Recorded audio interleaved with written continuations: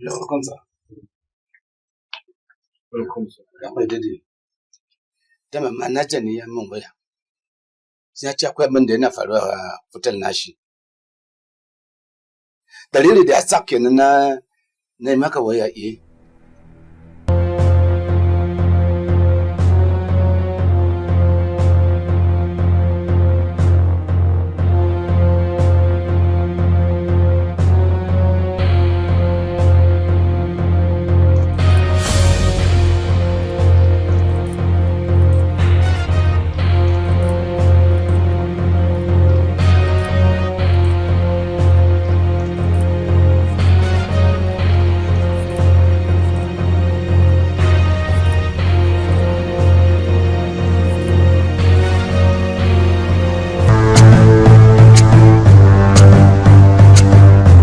ɗaya ce ta zo na kuwa da wani. A daidai, tun da wannan ne fa, suna tare da wannan mani.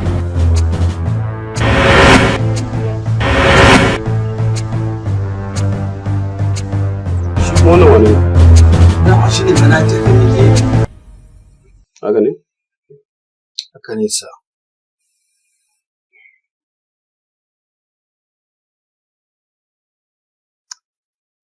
Da kuka zo ku same ta, shin akwai wani abu da kuka gani ko kuka fahimta a wurin? Ba maka kome, amma na ga wayan nata da dan makulin motar nata. To shine na doka nan iji shi a waje da sauran wasu abubuwa kuma. Shin an kira wayan? Ba wanda ya kira shi da waya ma is conch. Waya don an kishi shi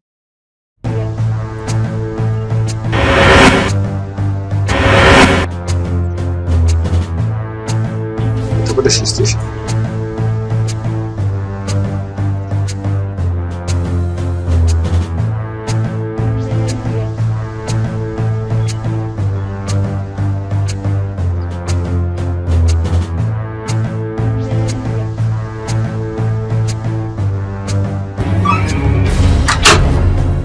Wanda zan buƙaci ka don mako su da kan ba da wasa.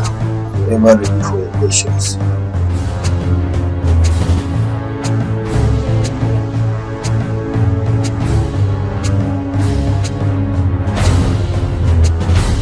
Hello? ASP kamar ke magana. There is an emergency. Ina buƙatar ambulance yanzu nan a Diamond Hotel.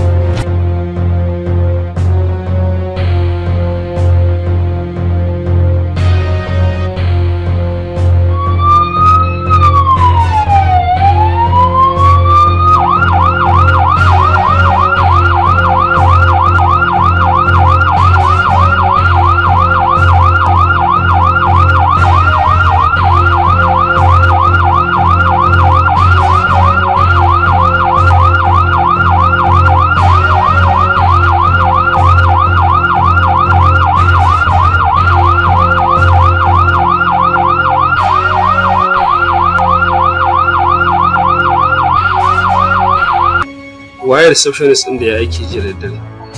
Ranka da shi ne wannan.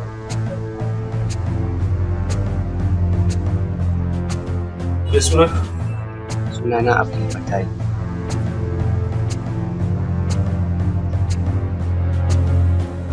Waye ya karɓi ɗaki a cikinsu jiya da dare kuma da ƙarfe nawa? Ita kaɗai ta zo misalin 12. Ta bani kuɗi na ɗauki kirum na bata, ta juya ta fita. Jim kaɗan naga sun zo sun wuce ita da wani, ban ma san shi bane saboda ban ga fuskar shi ba a lokacin.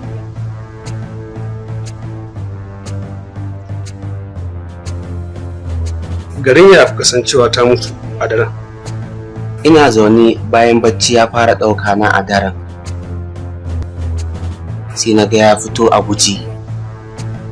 Da ya fito a guje, to jin hakan shi yasa ni na farka, nake tambayan shi lafiya, shi ne yake ce mu 101 shi ne na bi shi muka koma ɗakin, shi ne na je na ganta a kwanci, shi ne na kira oga.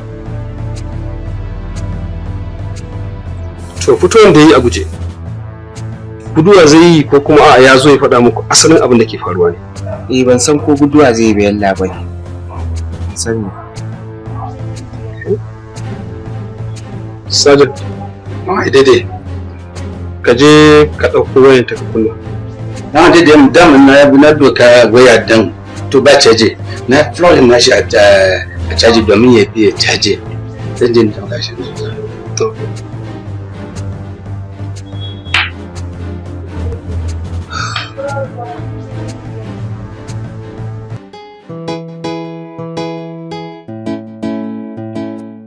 gida tun fa jiya fara gona fa da Zainab tun a wurin bikin nan har yau wani ban sa Zainab a ido ƙawayenta karankace na kira kowace ta ce ba ta tare da ita kowace ta ce ne ba ta da ita har yau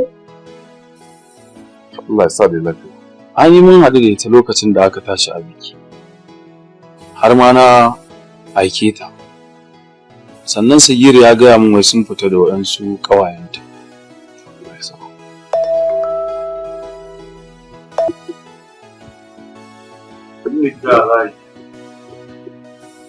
Abin ne kaɗai hukuma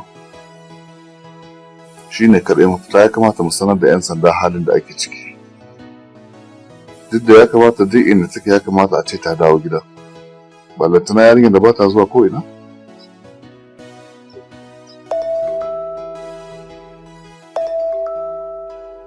tun ɗazu ake ta kira ka ƙi ka ɗaga ba mu san menene.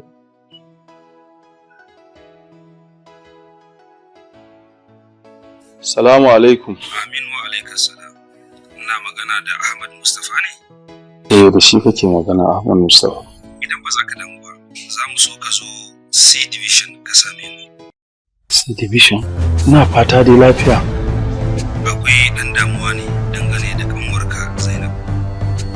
Zainab damuwa?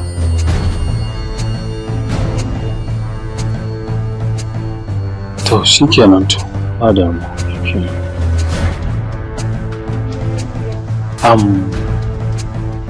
Wai akwai damuwa ana so a ga masu division batun Zainab.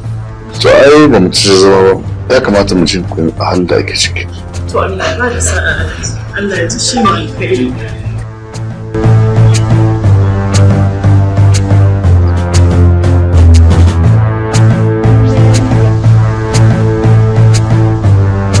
Sunana Kamal. ASP Kamal. Haifa. Sunana Kabir. Tom. Malam Kabir. Mutum nawa ka taɓa kashewa a rayuwarka? Wallahi ranka ya daɗe tun da nake ban taɓa kisan kai ba.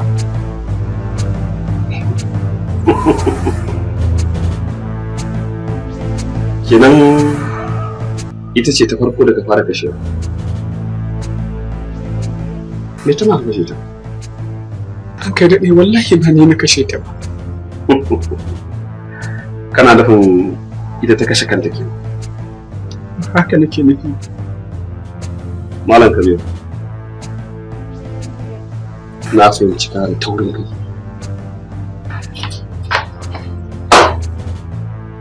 An kai daga sunan sun ƙara so. Okay. Ina zuwa. An gama sa.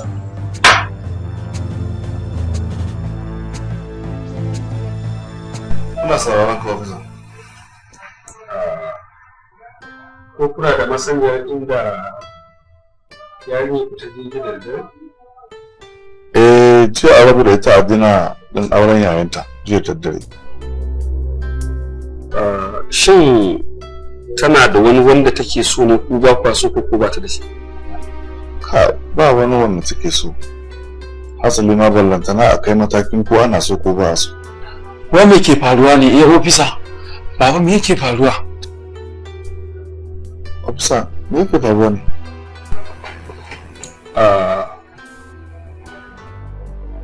A daren jiya mun samu kira na gaggawa daga Diamond Hotel da suka sanar mana cewa akwai wata mace wadda ake ce da ita Zainab.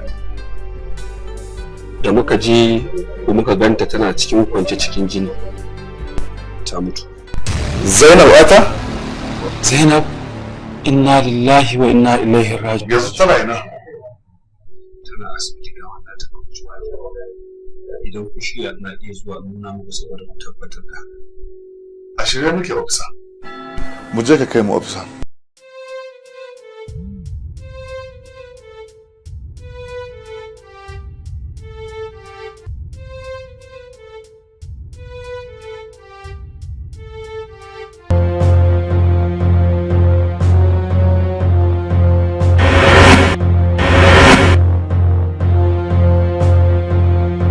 To Allah za ku ƙara mana haƙuri.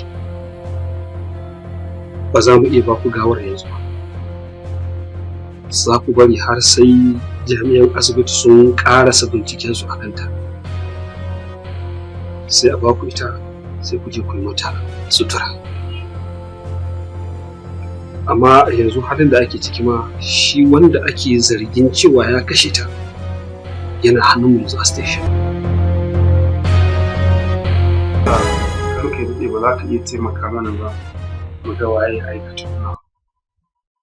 Za a iya ba ku dama ku gaishe, amma ba yanzu ba, sai zuwa ɗan wani lokaci kaɗan.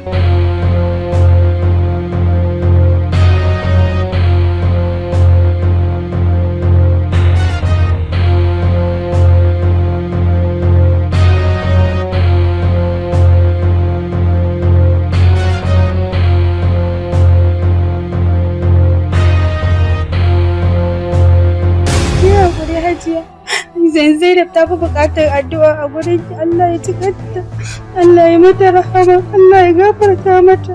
Binta ku banni in yi kuka, ku banni in yi kuka. Wallahi ko ma waye ma wannan yarinyar wannan abu Allah ba zai kyale shi. Ki hakuri Hajiya, mu ma ba mu goyi bayan abin shi. Ki hakuri, ki dai mata kuka Hajiya.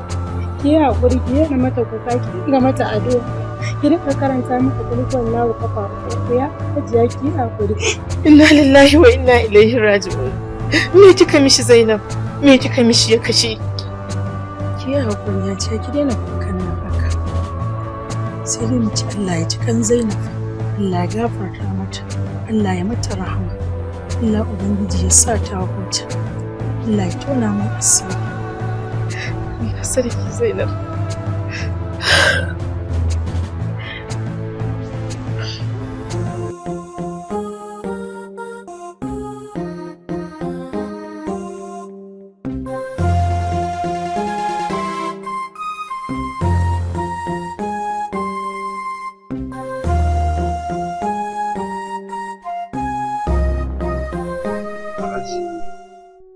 Har yanzu muna jiran result ne daga asibiti bai zo ba. So dole yanzu zan sake gaya muku sake yin haƙuri mu jira har sai result ya fito daga asibiti. Haka ne. Amma ofisa tunda Allah ya sa wanda ya aikata laifi yana hannunku, jiran wani result a asibitin nan ai wani ɓata lokaci ne kawai a kai shi a kotu a hukunta shi. Wato har yanzu shi wanda yake hannun mu a rike bai tabbata fa mai laifi ba. Ana zargin sa ne. Dole ne sai mun zauna mun yi kwaran bincike akan wannan al'amari.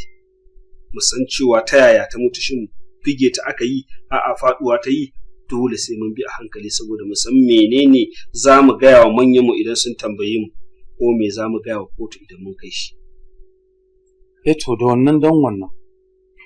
Amma zan so a ce an nuna mana wanda ya aikata wannan abu saboda mu san me ta mai haka ya ji kashe ta ba. Waye ya aikata wannan? Ko me ya dalilin zuwan ta hotel? Good. Wannan dalili shi yasa na kira ku. Ni ma abin da nake so in sani kenan wannan. Idan kun sani ku ya. Amma a yanzu na ciki. Shi yasa na ce ku station ku bayani ko kun sani to ku sani ne. Amma dai shi wanda ake zargi yana saboda wani ko kun san shi zai iya haɗa ku da shi da shi ta bukata ko shi da su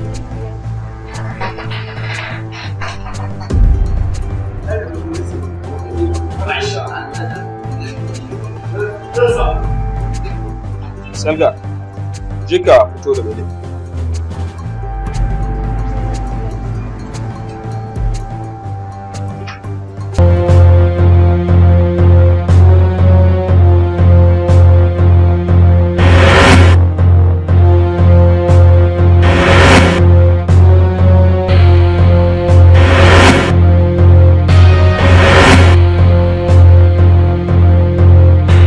Kabir, rasa abin da za ka saka mun da shi sai wannan rashin mutunci. Ye?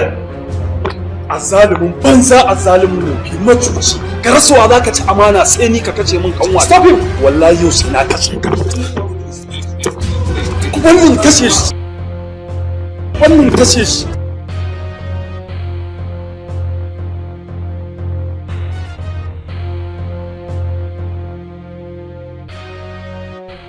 Kai Ahmad. Kar ka bari zuciyarka ta raya maka abinda zaka zo kana da nasani ba. Wannan da kake gani fa har yanzu ana zargin sa ne akan laifi, ba wai an tabbatar da ya aikata laifin nan bane. Sannan ko ma ya tabbata mai laifi ne, kai ba ka da daman ka dauki doka a hannu. Sai an kai shi kotu, kotu take da daman ta ce mai laifi ne ko ba mai laifi bane. So ka kiyaye. Alhaji, kai hakuri Alhaji. Muna nan muna kan kokarinmu. Idan ya tabbata shi mai laifi ne, ina mai tabbatar maka kuma za a kama shi kuma za mu kai shi kotu, za a gurfanar da shi kuma za a yanke mishi hukuncin daidai da laifin da ya aikata. Yawwa mu jami'an tsaro, 'yan sanda ba ma bacci sai mun tabbatar da cewa mun kama duk wani mai laifi mun gurfanar da shi an masa hukuncin da ya dace da shi. A gode wasu. Yanzu za ka iya komawa. Sai dai don Allah duk lokacin da muke buƙatar ganin ka ko kuma mu maka wasu 'yan tambayoyi za ka ba mu haɗin kai. Insha Allah. So na gode Alhaji. Ahmad kai ka tsaya za mu yi magana. Ina jiran ka a mota.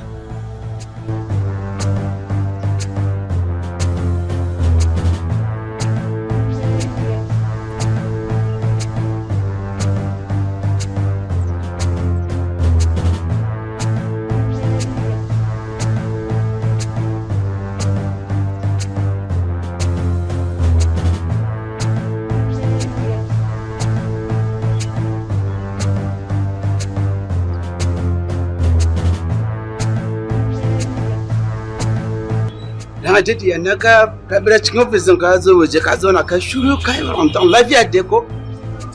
Ba kuma. Ina shi Ahmad din yake? Na bir shi a ofis na ka zo ne eh. Rama dade.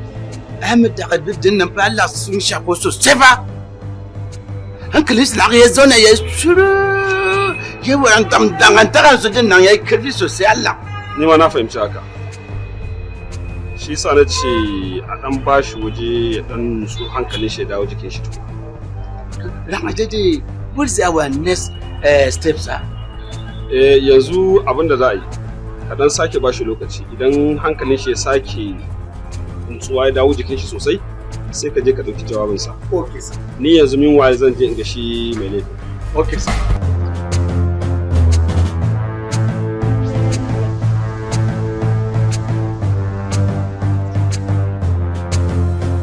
Me dangantakar ka da shi?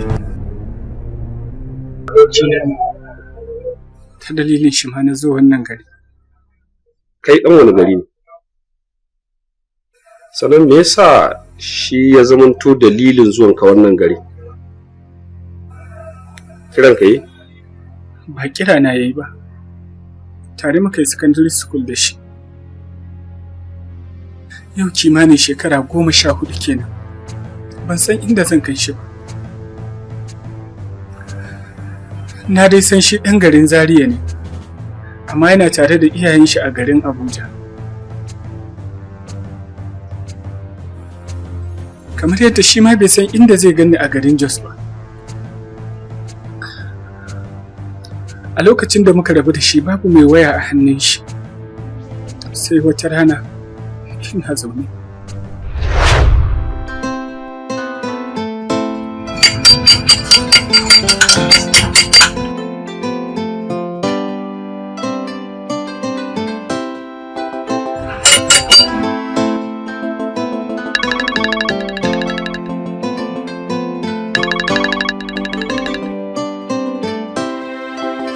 Assalamu alaikum. Wa alaikumus salam. Da wa nake magana? Mr. K. Haka ne. Duk da ban san da wanda nake magana ba. Daga kiran sunana da kai Mr. K na tabbata kai dan makarantar mu ne. Sunana Ahmad Mustapha. Ahmad! Kai! Ya kwana biyu. Na ta neman nambanka a wajen abokananmu da muka yi makaranta da su wallahi ban samu ba. Kai! Amma wallahi na yi farin ciki sosai wallahi ya sa Alhaji. Nan dai muka yi waya da Ahmad sosai a ranar muka tattauna.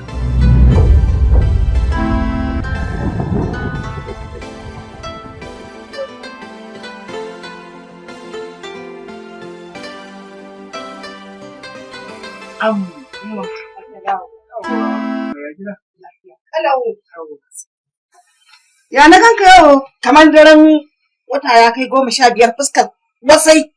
Aiki bari kawai umma. Yau wani tsohon abokina ne da muka yi secondary school tare da shi. Har na fidda ran ba zan sake ganin shi ba umma. Kawai sai gashi ya kira ni. Kwan Allah hayya. Za ma ki san shi umma. Yaron nan da nake ta baki labarin shi. Irin yaran masu halin nan ne ya taimake ni kwarai da gaske umma a zaman da muka yi da shi a makaranta. Ka ne fa. Mun yi zaman aminci sosai da ni da shi. Ko ɗan zariyan da kake gaya mun? Kwarai da gaske sunan shi Ahmad. Mai sunan ubana, ka gaya mun ma mai sunan ubana. Ya kira ni ya ce mun yana gayyata na bikin shi. Sati mai zuwa in Allah ya kai mu. Sa'annan ya tambaye ni ya ce min yaya maganan aiki. Na ce mishi wallahi har yanzu ina nan dai. Dan makanikancin da nake yi har yanzu shi nake lallabawa. Sai ce kar in damu in Allah ya kai mu in naje bikin nashi za mu zauna mu tattauna mu ga abin da zai. Madalla ni ma nayi farin ciki.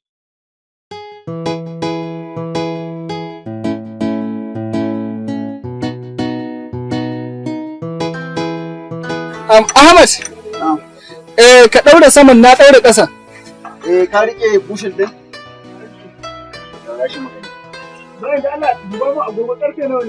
Ahmad, da Allah karfe nawa ne ni ba agogo a nuna.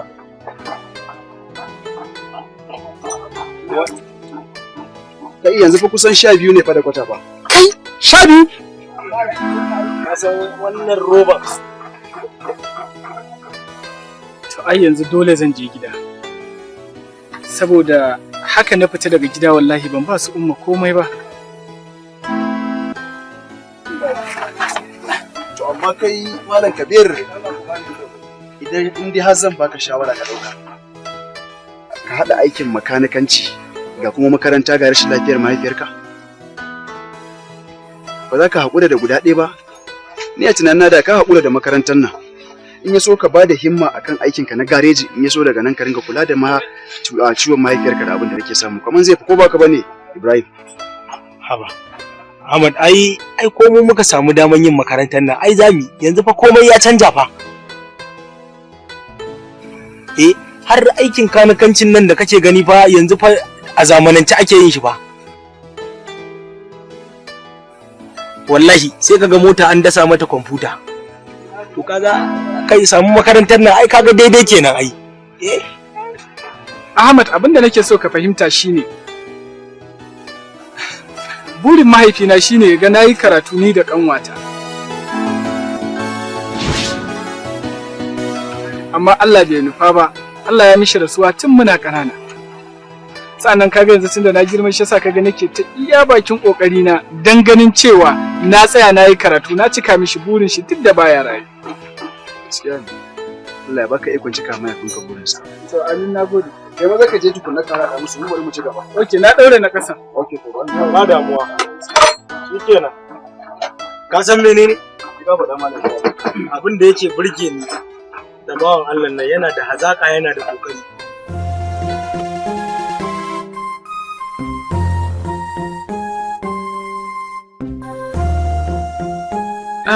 Umma wai Aisha har yanzu bata dawo bane? Bata dawo daga Islamiya ba. In ta dawo ta sabo ka tafi ba za ta ji daɗi ba. Gashi nan yanzu tana gab da dawowa. Gaskiya umma ba zan iya jiranta ba. Saboda kin san ba isasshen kuɗi gare ni ba. Yanzu haka ma boss zan hau. Saboda kuɗin hannuna su kai ni.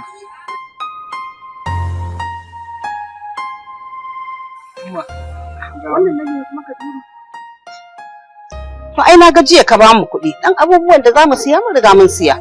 Na kuma ba isasshen kuɗi ne da kai ba. Duk da haka dai Umma ki rike a hannunki saboda matsaloli da ka iya tasowa na rashin lafiya wanda ba fata ake ba. Sa'annan Umma kada ki manta, kin san likita ya ce ki kula da maganan cin tuwon accanki saboda rashin lafiyarki. Allah ya albarka. Amu alaikum salam. Ya wato da ban dawo tafiya za ka yi ko? Ki yi haƙuri Aisha. Kin san inda zan je ba garin mu bane. Sa'annan Ahmad ya ce min yau akwai dina da daddare. Na tabbata kuma kanwata ba za ta so na makara ba ko? To shikenan. Allah ya kai ka lafiya ya dawo min da kai lafiya. Allah ya sa ka haɗu da ƴar uwata tun da garin su dama za ka je.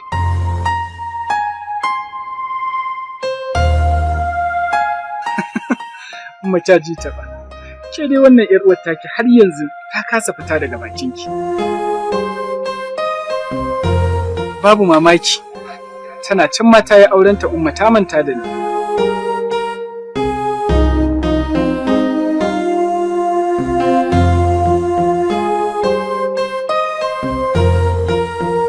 Allah sarki baiwar Allah.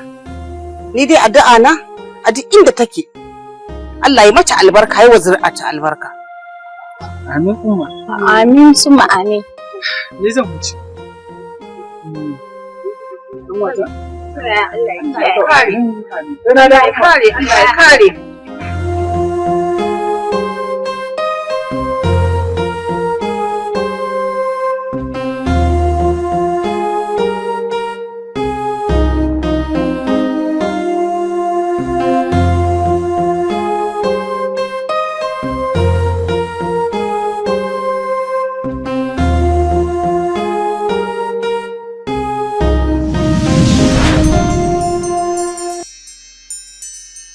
Ni ma gashi ana kira na.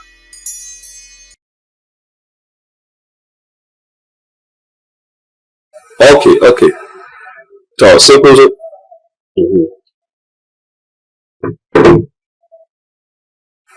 Idan na fahimce ka da kyau, kana nufin ka zo ɗaurin auren shi kenan. Auren shi ne.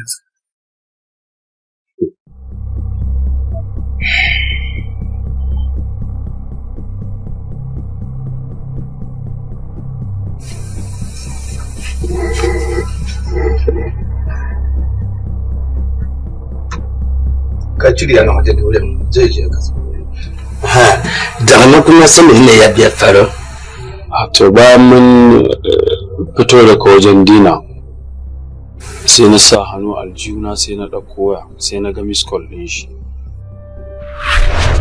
Sai na yi ƙoƙari na koma gefe sai na kira shi.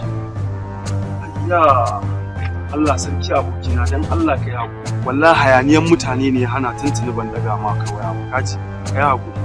Wallahi ba komai abokina. Da yake na san yau ake dina ban ma damu sosai ba wallahi na san hayaniya ta maka yawa. Tsohuwar mota muka hau ta ba mu wahala a hanya sai yanzu muka iso wallahi. Allah sarki. To yanzu kana ina ne? Yanzu haka motar ta sauke mu ma kenan na fito bakin hanya daga tasha. Yawwa kaga faduwa zo daidai da sama. Ba da Allah ka nemi mai a daidaita saukace kawo ka Green Hotel. Ba damuwa insha Allah gani nan zuwa. Sai ka zo. Yawwa. Sarki Kabir.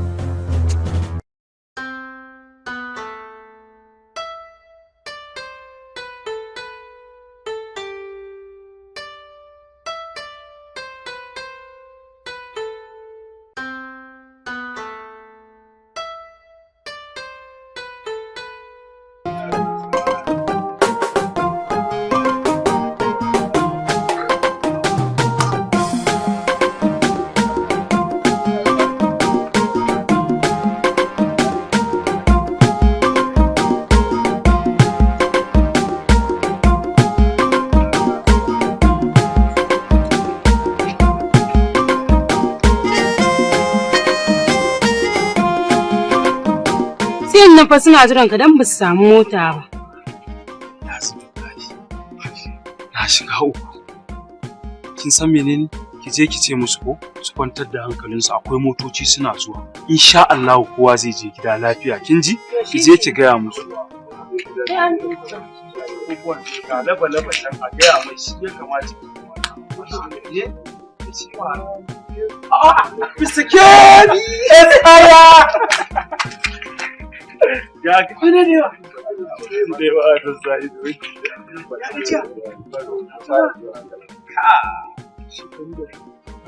Wallahi na yi iya bakin kokari na ina neman namban ka Allah bai sa na samu. Na bi kaf abokananmu da muka yi secondary school tare da su. Allah bai nufa ba. Kwanaki ne ma na haɗu da Habib. Muka yi magana da shi yake ce to shi ma mun je a hankali. Ka san yadda rayuwa take. Ba ba ka sani. Na je airport kwatsam kawai sai muka haɗu da Hafiz muka zauna muka dinga hira kwatsam sai maganar ka ta zo to ka ji dalilin yadda ne na samu nan baka ke Esquire to ya hidima da zai ba assalamu alaikum ango Allah ya mutu ango ni ce uwar wannan lokaci fa ya kamata a ce amarya ta bar nan ta tafi gida za ta tafi akwai motoci ka ce ta zauna ina zuwa dan Allah wannan mun dade fa tsohon abokina ne mun dade ba mu haɗu da shi ba shekaru da yawa fa ina zuwa to shikenan amma ta ce tana son ganin ka yanzu to ina zuwa ka ce mata ina zuwa ka ji shikenan ango Mr. Keke gaskiya ne a to wannan ango kana cikin zafin kai abta ka wannan sai wannan assalamu alaikum wallahi ka zo wasu hajiya suna jira hajiya na kira hajiya na kira wallahi to ki ce mata ga nan zuwa ko to shikenan na so a ce yanzu ka samu abinci na baka abinci ka ci ka huta gashi ka ibo gajiya kai hakuri dan Allah hajiya ta aika na zo kana ji no ba damuwa Ahmad karka damuwa ne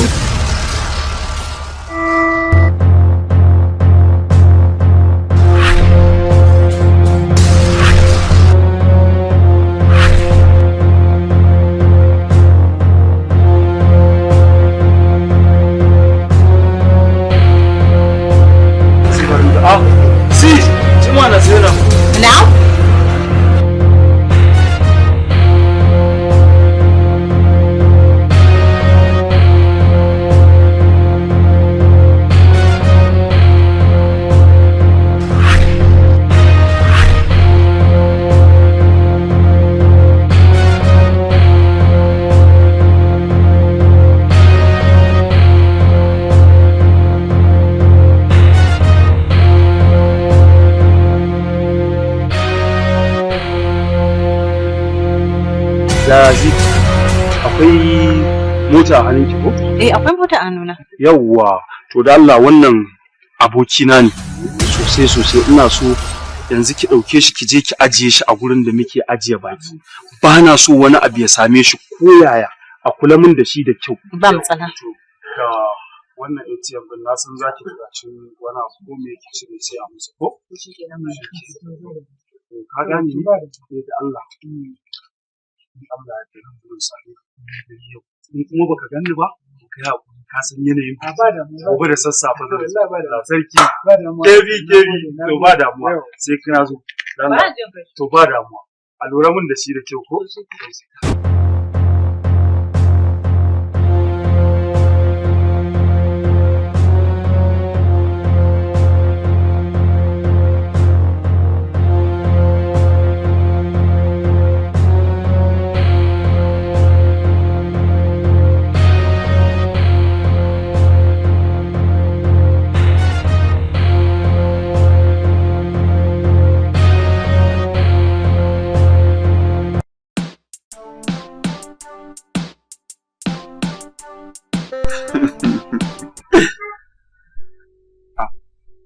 ina zuwa dan kashe da Allah zan kira ki hajiya ce take kira Assalamu alaikum Ahmad Zainab ba ta da gida ba har yanzu gashi har karfe 2 dare a'a wannan ai ba damuwa bane ina ga ta bi kawayenta ne to amma ya kamata in tana tare da kawayenta ma ta sanar da ni ai ko to shikenan a bugawa Hajara waya mana ina ga suna tare Hajaran ma na kira layin ta fa baya shiga dukkan su ba wanda ban kira ba. Hajiya ba ta so. To ai wannan kar ki daga hankalin ki Hajiya, kin san gashi na gaji ke ma kin gaji. Biki insha Allah duk da take na san daga yanzu zuwa safiya ai ta da gida. Ko? To. Ina ji shi mu alkhairi. Amma bata taɓa yin haka ba fa.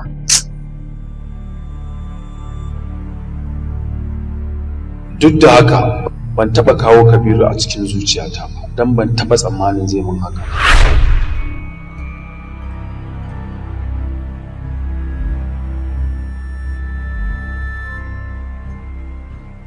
Ina jin ka.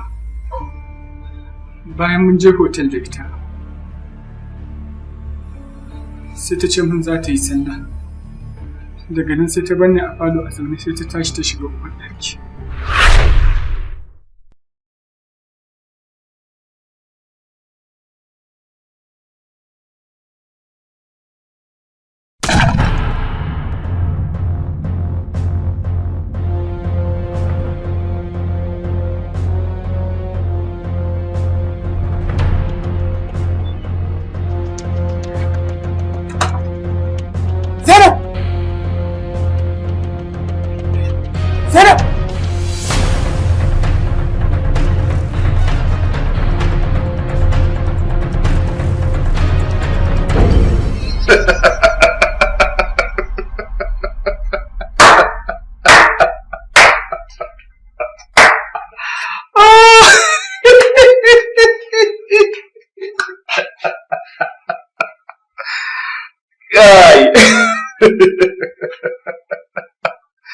Kabir kaman dariya.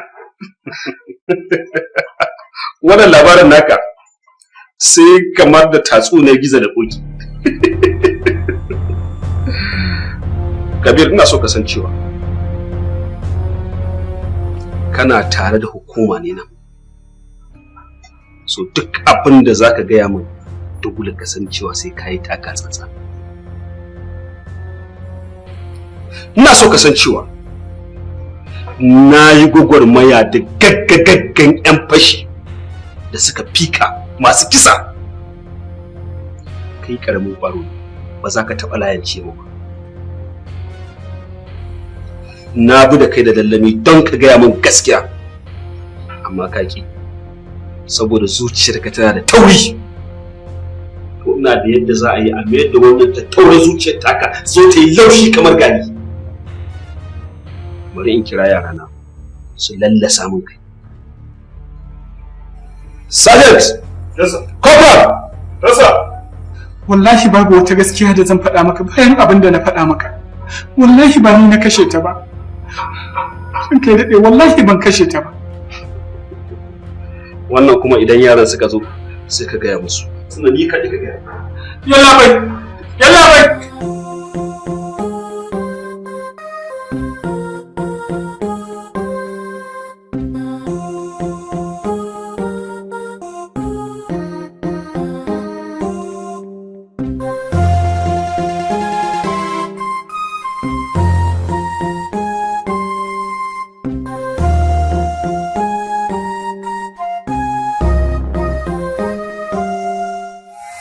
Aisha, yara ne na yi shiga.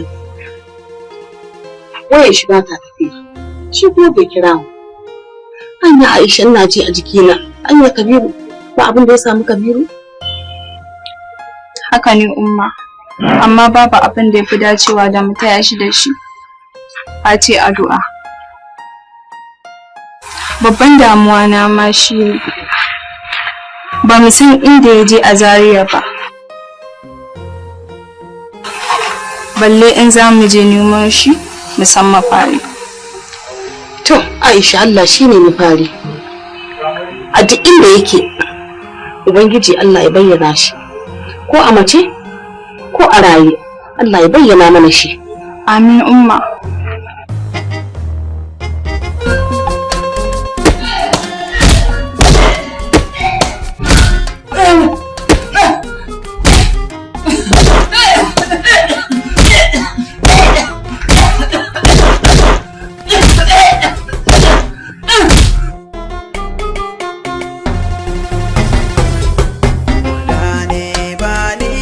kashe yarinyar ba, yau ne waƙi'a a kai na ta sauka.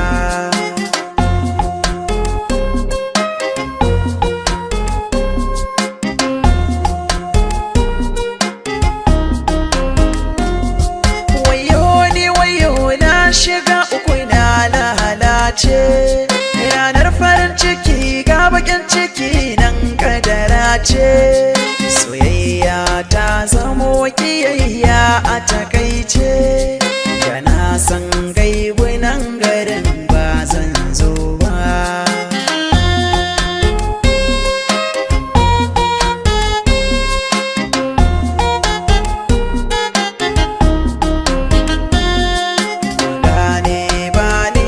Kashe yarinyar ba,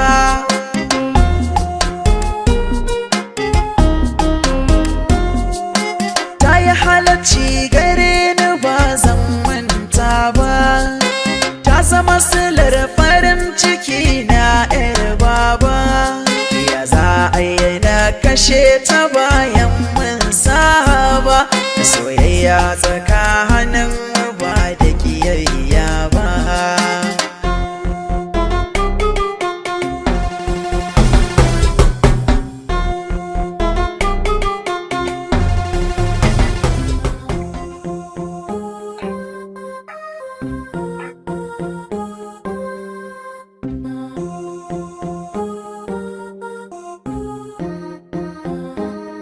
Yanzu Ahmad kuna nufin ya kashe banza kenan? Na yanzu ban ga wani mataki da aka ɗauka akan mutuwan yarinyar nan ba. Hajiya ki yi haƙuri. Mun yi wa da hukumar 'yan sanda. Har yanzu ban samu wani sakamako akan wannan kisa. Kuma sun tabbatar mana da cewa ba za su taɓa saki shi ba. Ni karki ga muna zama a gida, muna zama ne kawai muna karɓar zaman makoki. Kuma babban abin da yake damuna a cikin raina shine kawai ni ne silan mutuwar Zainab. Kuma kwata-kwata ko bacci ba na yi.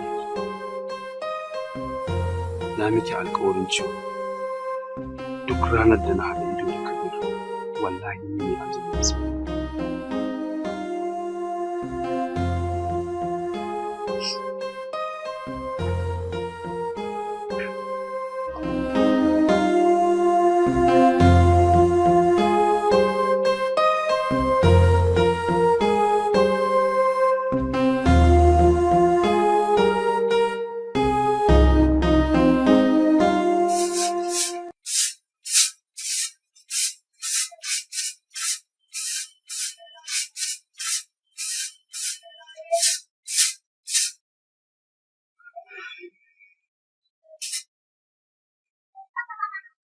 Na'uma, ya tafi na kira. Bani na. Amu wa alaikum salam. Umma. Kabiru. Ya na ji muryarka haka? Ina Kaduna a tsare. Ina police station da ke Kabala. Police station? Me ke faruwa? Tunin da na zo Kaduna, Umma.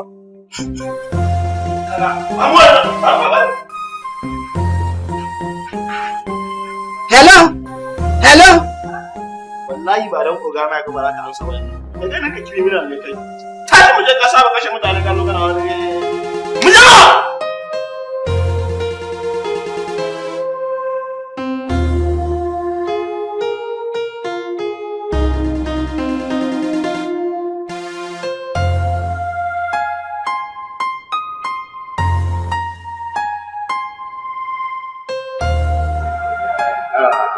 Ga file din nan naje asibiti ne aka rufe shi. Amma ban samu doctor din ba fa. Ya samu wajen ya yi tafiya ne. To shine na ya bari wannan danganci ya ce na zo in dauka shi to gashi na je na karba shi na ce mana zan kai mai kashi nan. Okay. Ka duba ne? A ban bude shi ba. Ban mina bude ba Allah. Ka san ni ma cikiyo ya bani wani urgent aiki ne. Kusa gaba ɗaya a gaje nake. Gaba ɗaya a gaya mu. Nan ga dade. Ya kan mata ga jaka dan futa tukun na yi. Allah.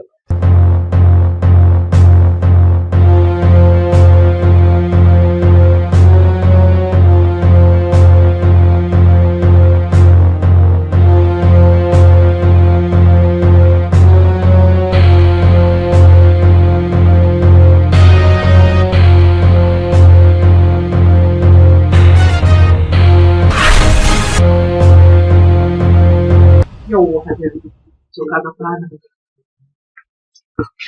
Bara ku na muka TV ko?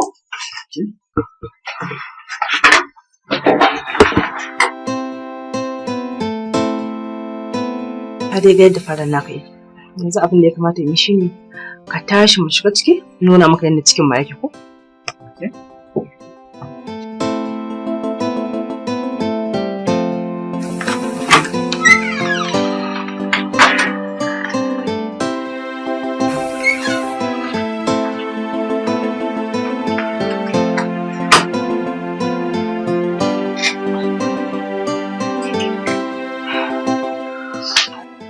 Wallahi na gaji. Kamar in yi kwanciya ta ara.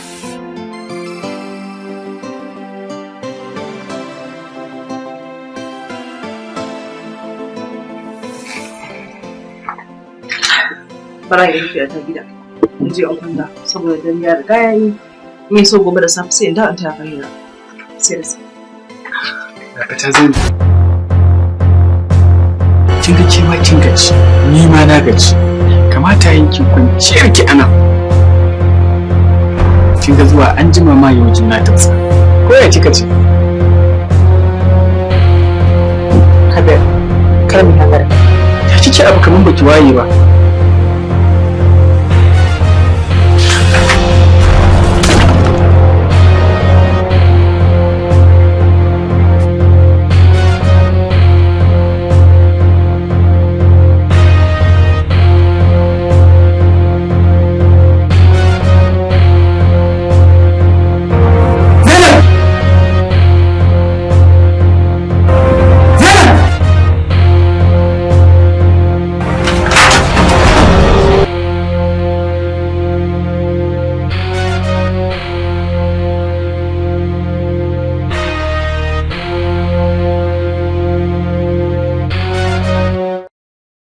Kanka kake irin wannan magana a rasa kuma sharrin da za a mun sai na fyaɗe akan wani dalili zan yi wa Zainab fyaɗe.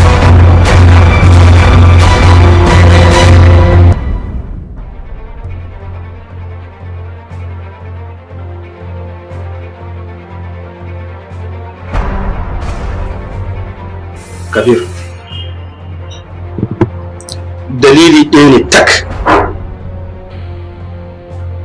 Irin yadda Zainab ta sake ta yi hira da kai, shi yasa kake ganin za ka iya samun kanta. Bincike ya nuna mana cewa Zainab yarinya ce mai saurin sabo, wanda hakan ya saka karaya a ranka cewa idan ka neme ta za ka samu biyan bukatarka. To da aka samu akasin haka, shine sai ka far mata da ƙarfi da yaji. Wannan ba gaskiya ba ne. Haka ba zai taɓa faruwa ba. Wannan hasashe ne kawai da zuciyarka take maka. Wallahi ba gaskiya ba ne. Kai Kabir, idan ba gaskiya ba ne, ya za a yi ka je ka zauna da mace har ƙarfe 2 dare a ɗaki kai da ita don kawai an ci ta nuna maka masauki? Karkana da ni yaro mana. Ni da Zainab ba a ranar muka san juna ba.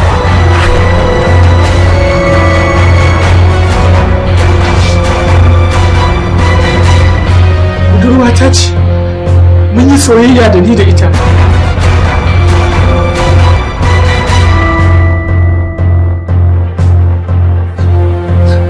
Mun yi jami'a ɗaya da ita a garin Jos.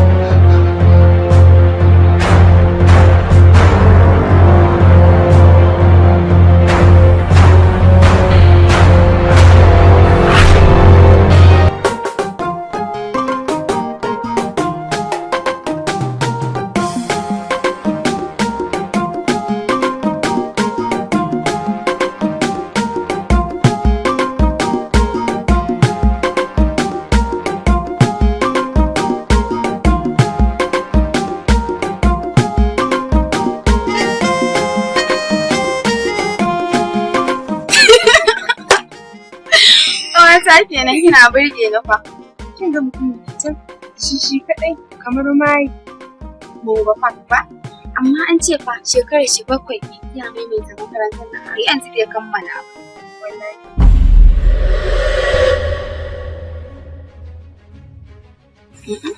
ina ji kamar ku wai baki akan yi masa.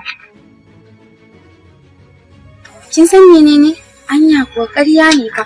Dan duk ajinsu ba wanda ya kai shi kokari, duka yafi su kokari dukansu. Yana da kokari ga hazaka. Ko ma menene? Mu ina ruwan. Ni dai ma an ce kayayyaki nana ta ce ta maimaita kayayyaki kaya haka yake. Amma ko ma menene za dai mu ji in dai ta yi tsami. Zo mu wuce mu tafi.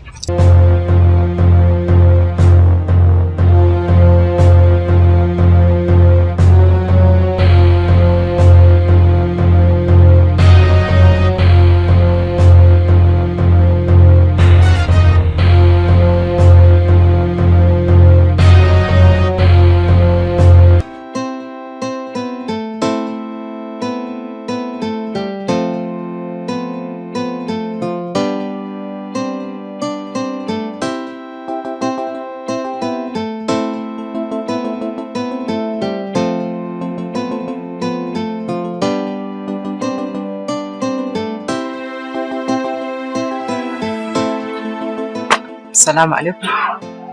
Wa alaikum assalam. Barka da fitawa. Ganin ka ne a zaune. Shine nace idan baraka dan ba bara zo in taya ka zama. Ce ko duk wajen zaman da yake cikin makarantar nan baki gani ba? Sai kin zo kusa da ni kin zauna? Ni ba kuwa ce a makarantar nan. Wannan shekara ita ce shekara ta farko. Ban san kowa ba, shi yasa da na ganka na tawo gurinka. Ina so maka wasu tambayoyi. Kuma kai ma na san ba za ka rasa shawarar da za ka iya bani ba. Okay, bismillah. Na gode. Tam, da farko dai sunana Zainab Mustafa, ni yar Zaria ce. Ce ko ku da kuke da ABU ne ya kawo ki garin Jos karatu? Mutane da yawa suna min wannan tambayoyin. Amma abin da yake faruwa shine na saka ABU a first choice ɗina, sannan na saka Jos a second choice ɗina. Ban samu a biyu ba sai na samu a Jos. Shi ne dalilin da ya sa na zo Jos. Ayya. To sannan ki da zuwa. Allah ya taimaka. Ajin ka nawa? Sannan kuma wani kwas kake yi? Ina 300 ne. Ina karanta mechanical engineering. Wow. Ni kuma Moscow. Yayi kyau. Allah ya taimaka. Ni bari in tafi. Zan shiga class. Sai Allah ya sake haɗa muku.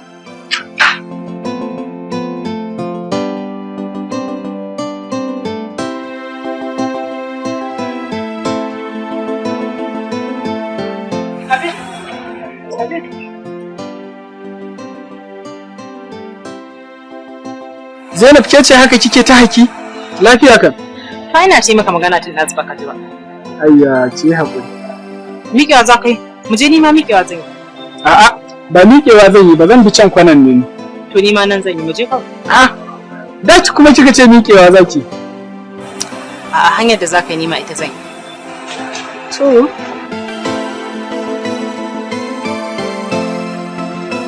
Wace? Na damuwa mu je.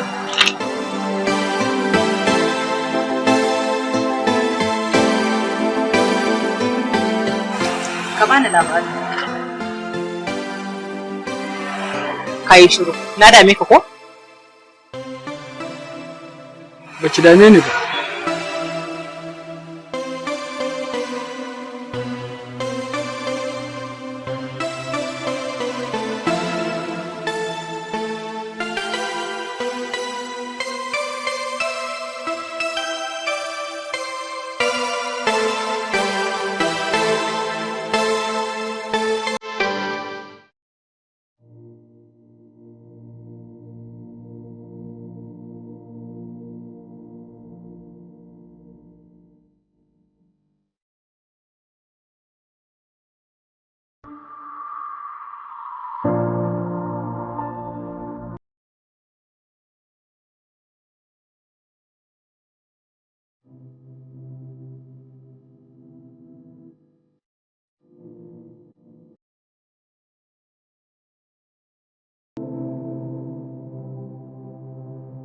Wace ina za ki tsaya ne? Anan. Ban gane anan ba. To da ina za ki je? Babu. Ban gane babu ba. Dama ka ne rako. Ok, to shikenan. Na gode da rakiyar taki. Sai ki koma ai.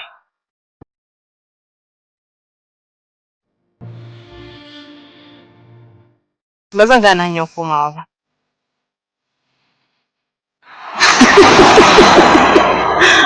Ban gane ba za ki gane ba.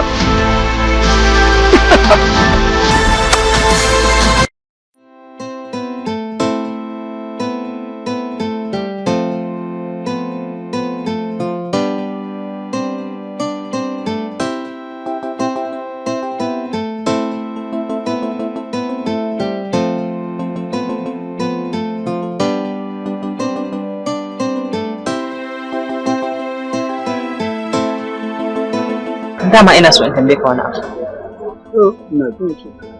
Hira na ji ana yi a makarantar nan. Aka ce ka kai shekara 6 zuwa 7 a makarantar nan. Shi ne zan tambaye ka ji da gaske ne? Da gaske ne. So amma me dalili?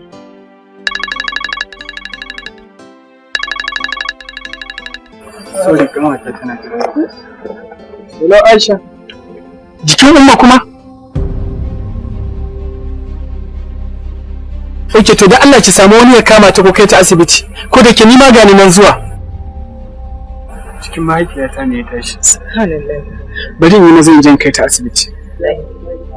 To, mu je mana arka kamar ka tare. Ba sai kin je ba. Kin ga yau kuna da class.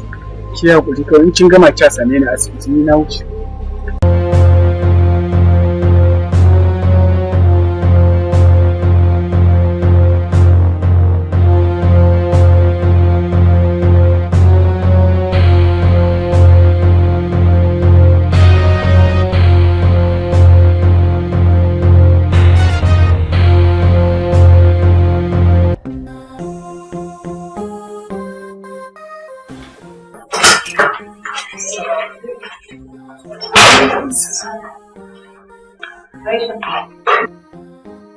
Ya mai jikin?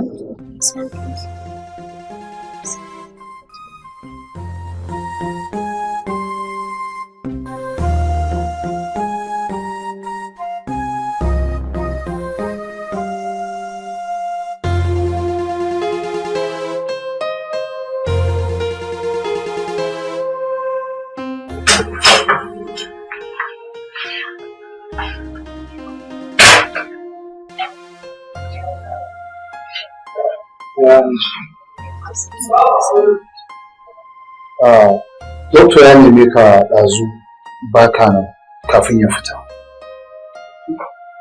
Sigan hajiya ya tashi sosai. Akwai allurai da za a mata na kwana 4 naira 80,000. Dubu nawa? Goma ake sai da kowace kwaya daya. Kuma likita ya ce duk halin da ake ciki yau ya kamata a fara mata. Inna lillahi wa inna ilaihi raji'un. Na san halin da kuke ciki kuma doctor ma ya sani. Dan Kabir ma bai gama biyan kudin wancan kwanciyar ma da Hajiya ta yi ba. Amma yana kokari tunda yana zuwa ma yana ragewa.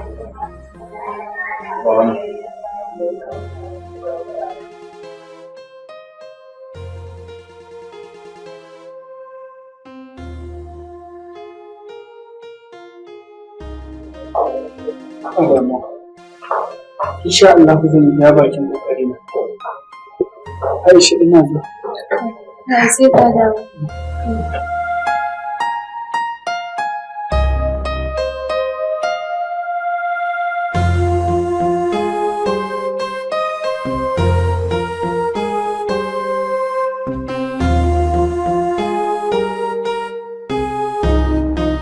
Yanzu nawa ake bukata kafin a fara mata?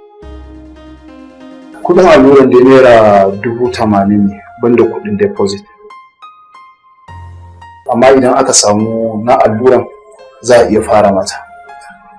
To yanzu abin da za a yi, don Allah a fara mata aiki. Zan je banki yanzu zan turo kuɗin insha Allah sai in kawo.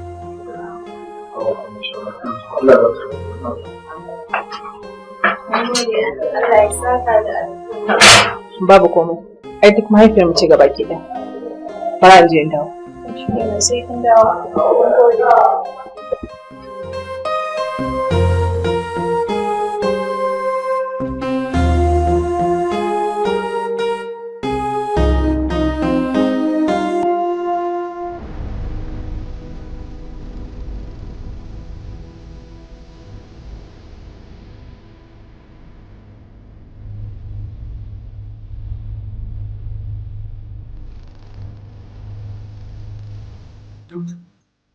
Dan Allah na zo ka ce kamar yadda Allah ya ce.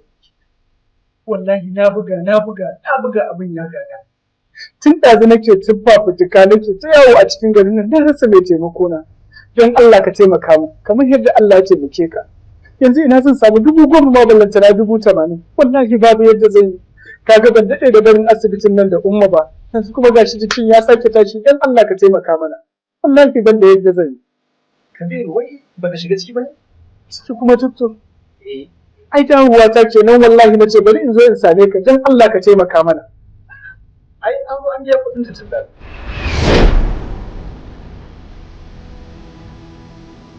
Har ma na yi mata. Ina ganin bai dan mana da gani ya kamata a ci maka kashi. To an biya ka ce? Duka 80,000 din? Doktor wa ya zo ya biya? Gaskiya ba zan ce amma dai zahiri an zo an biya kuɗi har ma an yi mata tun da su. Amma doktor banda wanda zai zo ya taimaka min wallahi. To wallahi ban dai sani ba dai sai dai ka shiga ka tambaye su. Ina so a ji malam.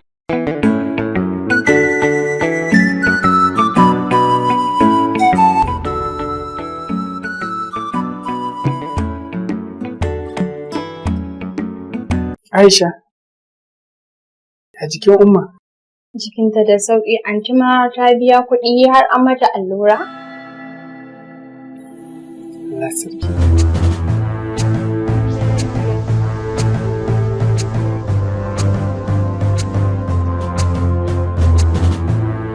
Mun gode Zainab, Allah ya saka da alkhairi. Babu komai. Ai duk yi wa kai. Fatan mu daidai shine Ubangiji Allah ya ba ta lafiya. Amin.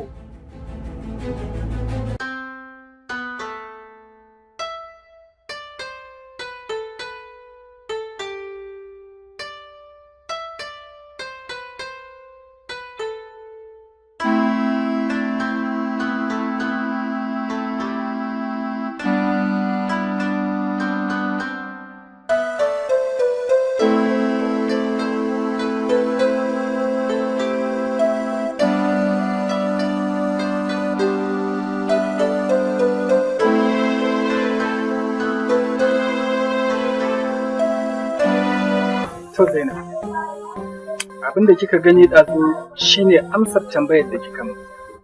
Kamar ya kenan? Mu talakawa ne.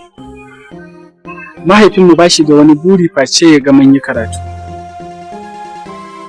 Amma ina, Allah bai cika mishi burin shi ba. Mahaifinmu ya rasu tun ina shekara 10 a duniya. Daga nan na ɗauki ɗawainiyar ummanmu da kuma ƙanwata Aisha. Kuma na ci alwashin zan tsaya na yi karatu don na cika burin mahaifina. Idan lokacin registration ya yi, sai na haɗa kuɗi zan je in yi registration sai jikin umma ya tashi.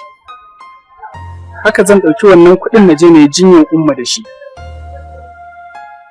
Wani lokaci kuma sai na haɗa kuɗin zan je in yi registration sai wata matsala ta taso daga gida wanda babu yadda zan yi. Dole na ɗauki wannan kuɗin na magance wannan matsalar ta gida da shi. Zainab na daɗe a makaranta, na daɗe ina wahala, amma babu komai. Zainab na gode da ƙoƙari da kika min. Allah ya saka miki da alkhairi, Allah ya bar zumunci. Na gode. Mu ƙarasa in raka ki gida.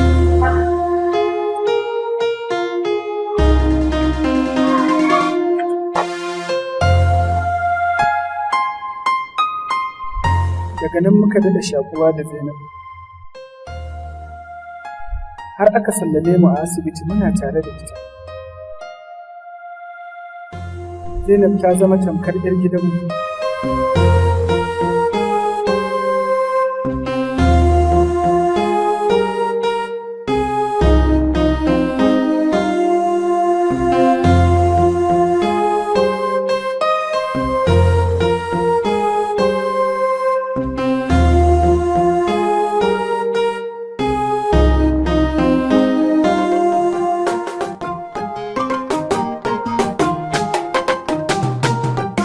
To Zainab, kin ga ɗan gidan namu. Nan Allah ya hore mana kuma a ciki muke rayuwa. Shi yasa na ce ban sani ba ko za ki iya shiga ciki. Ba na san irin haka. Ka daina gaya min irin wannan magana. Na gaya maka ni da kai mun riga mun zama da. Kuma kar ka manta, Allah baya azarta bawan shi dan ya kusan shi. Sai dai kawai ya gwada imanin shi, ya ga yadda zai iya tafiya da al'amarin shi. Dan haka ka daina ba na so. To na ji. Ki haƙuri.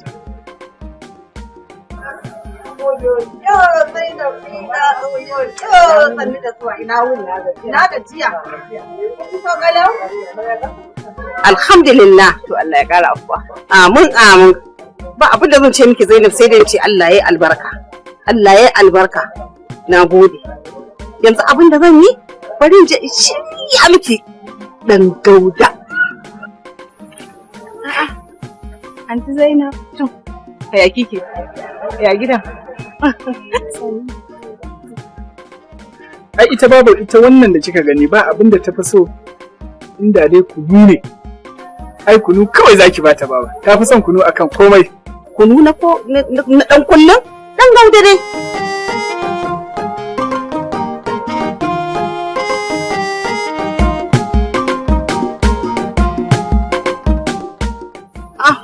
Wai aiki ke Aisha duk? To bara zo in tayi aiki. Ce da kike bakuwa? Bakuwa ni da gidanmu?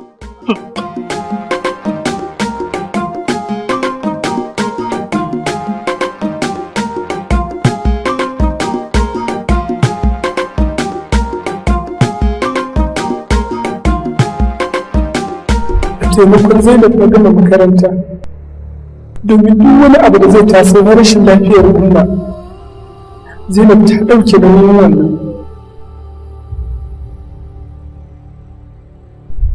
Lokacin registration ɗina da wuri, sai ji ne ta samun kuɗi a akawuntin nan. Assalamu alaikum. Wa alaikum salam. Zainab, kin biya kuɗin asibitin mahaifiyata. Sa'annan kuma kin biya min registration na makaranta. Shine nazo ina son mu yi magana da ke. Ina jin ka. Wace ce ke? Kuma a ina kike samun kuɗi? Ba zan taɓa zama in miƙe ƙafa sai dai naga kina abubuwa da kuɗi ba tare da na san inda kike samu ba. A gida ake bani. Suke baki kuɗi ki ne da shi. Masu yawa irin haka. Wannan kuɗin da kika min transfer ne, ki rike bana so. Don ban san inda kike samun kuɗin ki ba.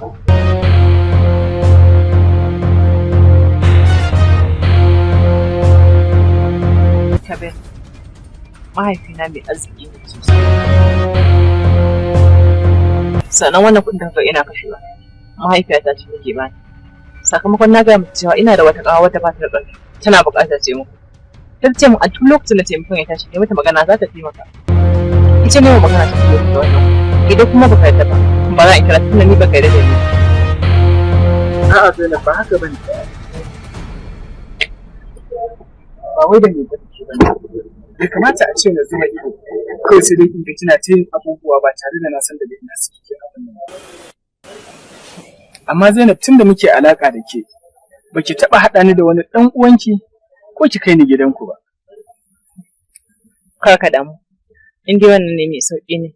Idan lokaci ya yi za a kai ka gidan mai sai ka gabatar da kanka a matsayin sarki ko? A shekarar da zan gama makaranta, saduwa ya yi wuya tsakanina da Zainab. Ita kuma Zainab kullum tana gidanmu, tana tare da ummana da kuma ƙanwata Aisha. Sai wata rana Zainab, ki ji da ƙarshen labarin kenan da ta cicciɓe shi, ta wurga shi tana kuma kwamin shi na ana wallahi ba za a miƙo ni ba.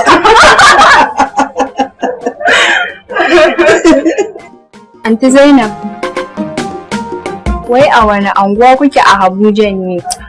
A gwarin fa muke. Amma dai yanzu gaskiya na ji Abba ya ce ya gaji da zaman Abuja tunda ya bar aiki za mu dawo gida. Ina ne gida? Zaria ko Kaduna? Muna zama a Zaria muna kuma zama a Kaduna. Shi fa Kabir bai san asali na ba. Bai san kowa nawa ba. Bai kuma taɓa yi min wannan tambaya da Aisha take min ba. Ni ma kuma ban taɓa faɗa masa ba. Hanadai rantsuwa ya taɓa tambaya ta sau ɗaya na ce ya bari zan sanar da shi tun daga lokacin kuma shiru. Anti Zainab kenan, da ki san halin yaya Kabir ba kenan. Ai idan kika ce ya bar magana to shi kenan zai bari kwata-kwata ko da sai lokacin da wani abu ya zo tukunna magana zai zo.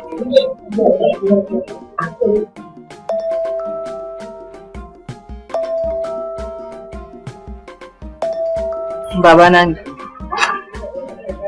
Salamu alaikum Abba. Kina ina ne? Ina makaranta Abba. Ki zo ofis ɗin HOD ki same ni yanzu. To Abba ga na zo.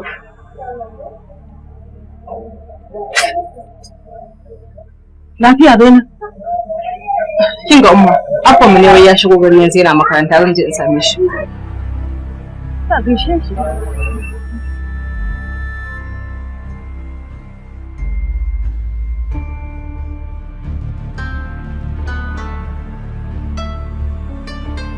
kwantar da hankalinka komai zai daidai insha Allah. Shiga mota mutum. Na saki shiga mota mutum. Kai haƙuri. Kai haƙuri. Wallahi ta daina karatu da kai. Na ji kai haƙuri. Allah ya wuce zuciyarka. Kai haƙuri. Ka san yaran dole sai mun lallaba su. Za ki shiga ko ba ki shiga ba?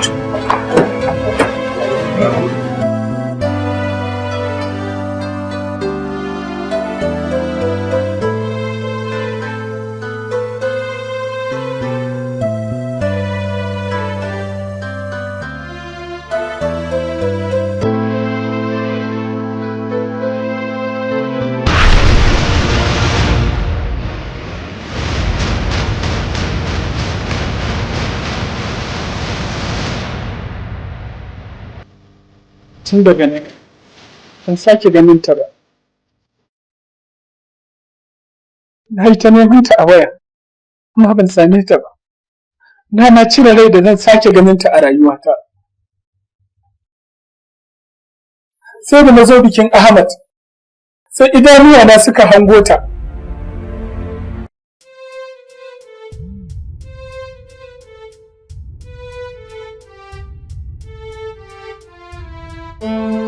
Zuciyata ta ƙi yadda, sai gani nake kamar ba ita bace. A matsayinka na mutumin kirki, wanda kuma muke mashi kyakkyawan zaton cewa ya fito a family na mutanen kirki. Me ya kai Zainab zama a ɗakinka har ƙarfe 2 dare bayan kasancewa ƙanwar abokinka?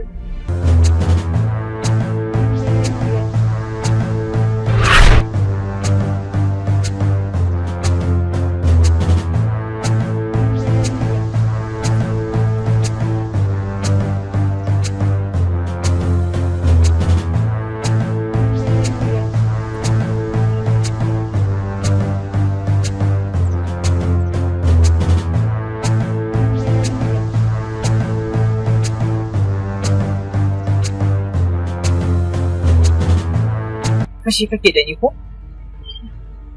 Akan wani dalili zan yi kishi da ke Zainab? Ai duk wanda yi da kyau dan kansa. Kai ma ka san ba zan guje ka kawai babu laifi. Ya kamata kai mun uzuri. Wani irin uzuri? Kai haƙuri ka. Bara in je in karɓo maka. Na san idan muka shiga ɗaki ka huta za ka wuce.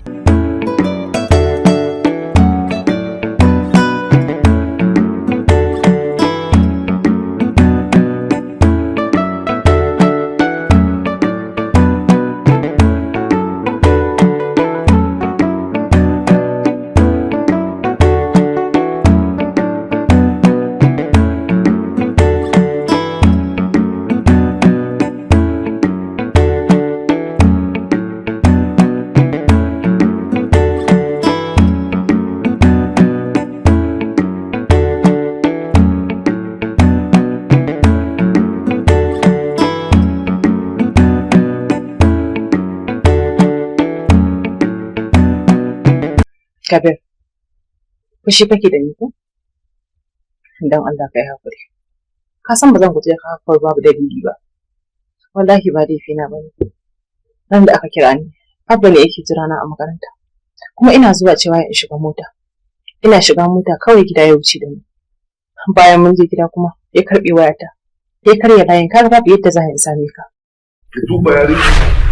A ce asarar lokaci kawai muke da kuɗi. Duk kuɗin da ake tura maka a shekarar farko da ta makaranta har shekara biyu nan ba ta registration ba. A makarantar ma ba a ganin ta. Amma Zainab kin cuce mu. Wata cuce mu ba. Kanta ta cuta. Ni da ke ne muka rasa. Tana neman ta mai da bukan ƙananan mutane don ba mu san irin mutanen da take halaka da su ba. To ba ta zuba mana da mutunci ba. To amma an tambaye ki kuɗin da ake tura miki me kike da su? Duk kuɗin da ake tura miki Zainab. Don haka yanzu hukuncin da na yanke zan ɓace wayarta ba ni wayar ki. Bani! Sannan na biyu daga nan ko nan da kirki ban yi da fita ba. Wannan shi ne hukunci.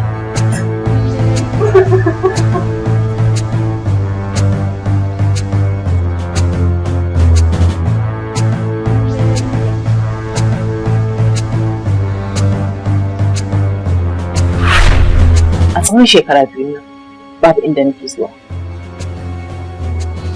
Ko a cikin gari Abba baya bari na fita sai dai idan har da babu kuma waya a hannuna. Sai a shekaran jiya Abba ya kira ni ya ce ya yafe ni har ya bani waya. A tsawon shekara biyu babu ranar da za ta fito ta faɗi ban tana da kai ba. Sai dai na san babu yadda zan yi ranka. Ina ta Allah ya bani dama a ƙara zuwa garin da su saboda ina son ganin ka. Amma don Allah ka yi haƙuri. Zainab, saura abu ɗaya da baki faɗa min ba. Na san za ka tambaye ni mene da kuɗin da aka bani ban biya kuɗin makaranta ba har aka kore ni ko? Ina jin ki. Na yi hakan ne saboda kai ka gama karatunka. Kuma da rashin lafiyar umma.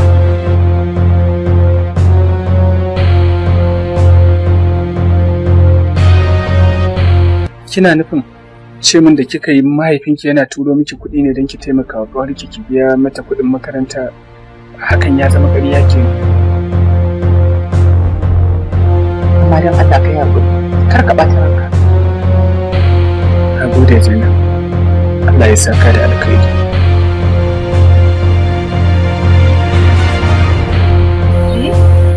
Ƙarfe ɗaya da rabi. Ɗaya da rabi? Na shiga uku. To yanzu ya zai in koma gida. Ga hanya ba ta da kyau. To ai ina ganin ki tashi in raka ki gida ko? Da wannan tsohon daren? In je gida, Abba ya gani na da wannan daren ai faɗa zai mu. Kuma gashi waya ta babu caji ban dai in buga musu. To ina ganin ba zai kira Ahmad sai in faɗa mishi. Kira shi ka ce mishi muna tare har yanzu. Kuma ba haka ne da wannan dan wannan. Kawai dai ina ga abin da zan yi haƙura zan yi in kwana ana ne so sai in ce wa umma ina kwana a gidan ƙawayena kawai dai na san zan sha faɗa a gurinta. So abin da nake gani shine ke ki tashi ki shiga ciki ki kwanta ni zan kwanta a falo. To shikenan hakan ya kamata dama mu. Babu damuwa amma in kika yi haka? Babu wani damuwa. To abin da nake gani shine ki tashi ke ki shiga ciki ki kwanta ki yi bacci kin ga na gaji. Zan tashi dai in je in alwala in sallah sai in dawo ci gaba da hira.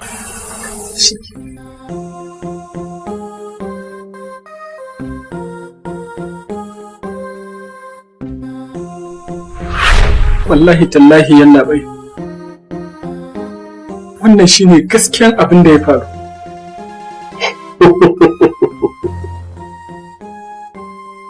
Gaskiya ka iya tsara labari.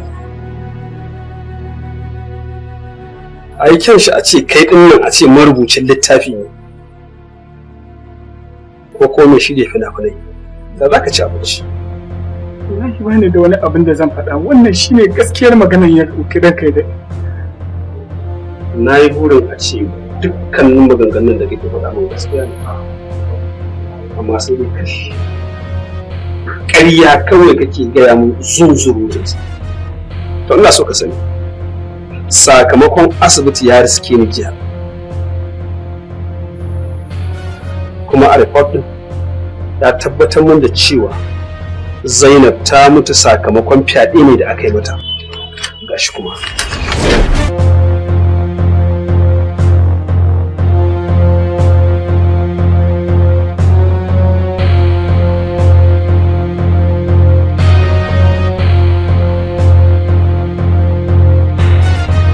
Me zai sa na yi wa Zainab fyaɗe? Wacce ta min dukkanin waɗannan alkhairin masu tarin yawa. Me zai sa na mata fyaɗe? Shaidan.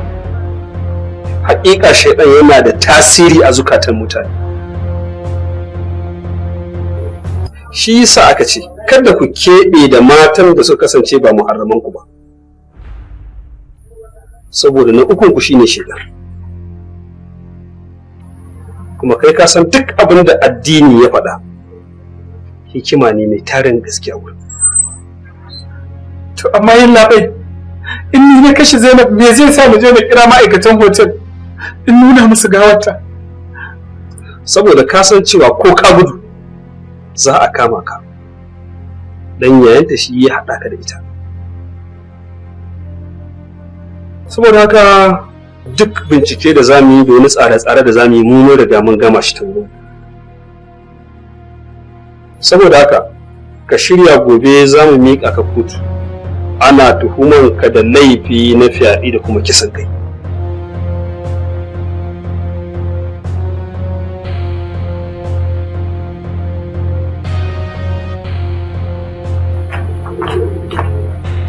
So, mama wannan suspect ne da tana buƙatar ta gana da shi. Ka kai shi ya gansu. Sannan sun gama sai ka je ka kulle mishi. Okay sir.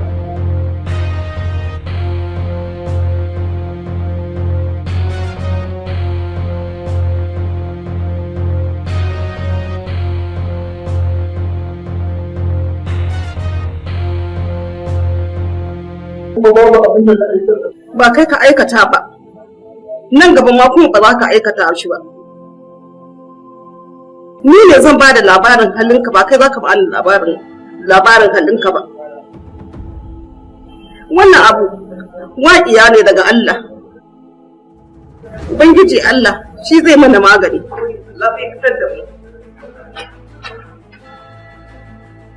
Gaida kana wa yaro naka kuka ba wasan yaro naka ya kashe mutum ya kashe mutum yayi fadiya nan yaro naka wannan yayi kashe ke sannan yayi fade yayi fabre kan yaro amma yanzu ka zo ka sashi gaba kana yi kuka kana dore masa tuni na ta duwan san domin gobe ya sake karan ko wala ba ka baba wala ba ta da na yi ba ka ce ke tashi mutum tashi mutum kule ka dan fashi da duma da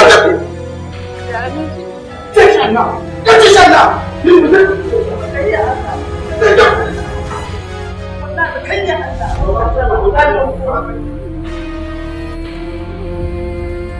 Mana ce ba kita sunan na da sunan da ya ku da baba kana ka ya ba shi ne ba kana ka bari da shi ya ma kana ka bari da shi ya da da ku ka waje ba mana kana ta mu kan da dai mun mutum ya kashe mutum nan za ku zo nan mana ku ka ku ka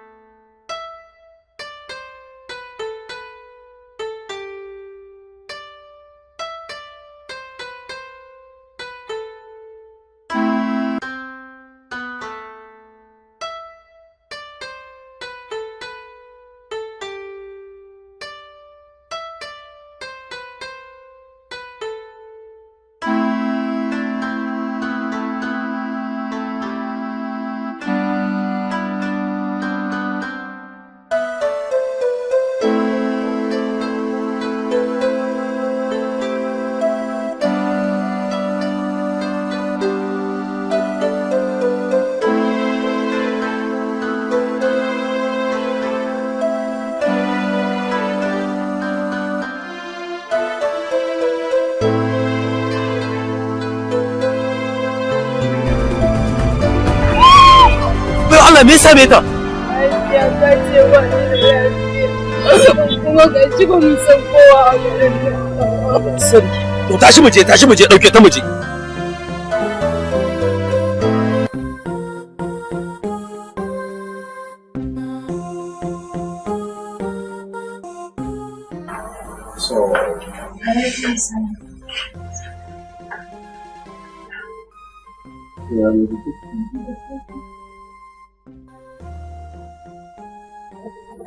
Amma tun bata tashi a bacci ba har yanzu? Har yanzu bata tashi ba.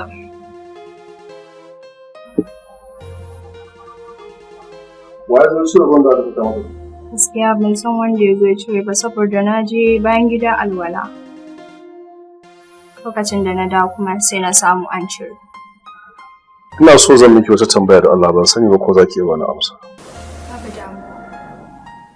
Ya kuke da ita wannan baiwar Allah? Mahaifiyata ce.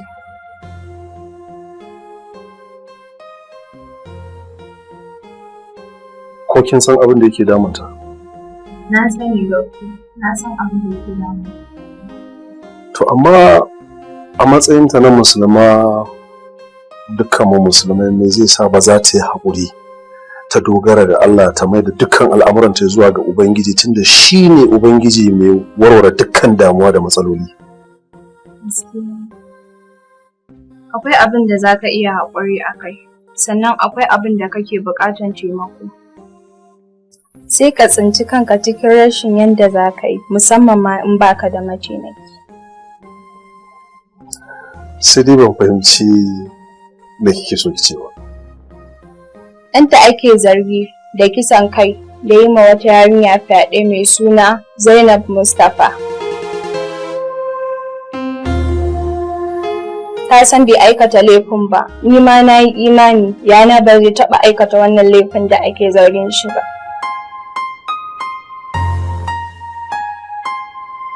Gashi kuma mu ba 'yan garin nan ba, wanda ko da ma mu 'yan garin nan ne, ba mu da mataimaki sai Allah. Wannan dalilin ne da ya sa lokacin da muka je station muna fitowa ta yanke jiki ta faɗi. Ina wani station kika ce ko mai sunan yarinya? C division, sunan yarinyar Zainab Mustapha.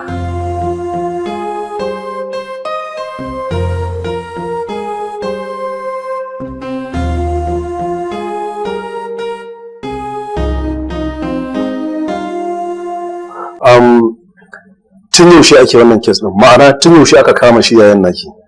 Kwana 4 ce. For this. Na gode ne.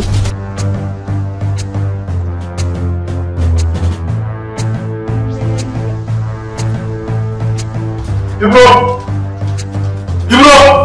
Sa! Come. Ranar da zan yi tafiya, na baka report na postmortem. Wanne daga ciki ka ɗauka ka kai wa ASP kamar?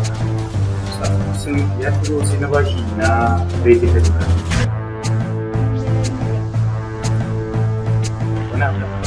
Mun shiru! Kai shiriri ta nan taka. Shiriri ta nan taka wallahi mutukar baka gyara ba wata sai ka kashe mutum. Na ja ma kunne ya ba a kirga cewa ka dinga kula akan aikinka. Sai ka je kana misplacing din abubuwa. Yanzu a wannan shiriri tattaka ta sa an kama wani bawan Allah wataƙila ma bai san hawa ba, bai san sauka ba ana can a da dukansa. In ya mutu alhaki a kanka, na gaya ma. Get out. Turn around.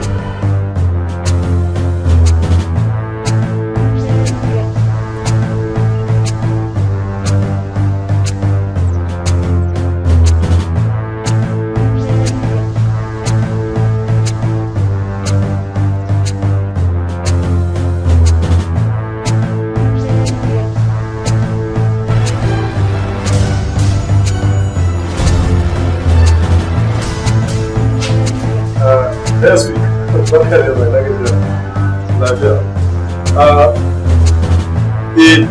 please, can I what to say? Okay. Okay. Alright. bari shi da insha Allah zan same ka a office yanzu. So na gode. Thank you very much.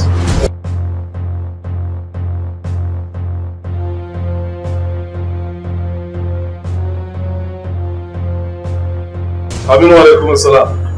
Officer ina gajiya. I'm sorry, na ja missing call ɗinka. By then muna meeting. So I'm sorry for that. Dala in kana free. Me zai hana ba za mu haɗu a C division ba. Wurin ASP kamar. Yanzu nan. Yanzu insha Allah. I'm grateful. Thank you very much.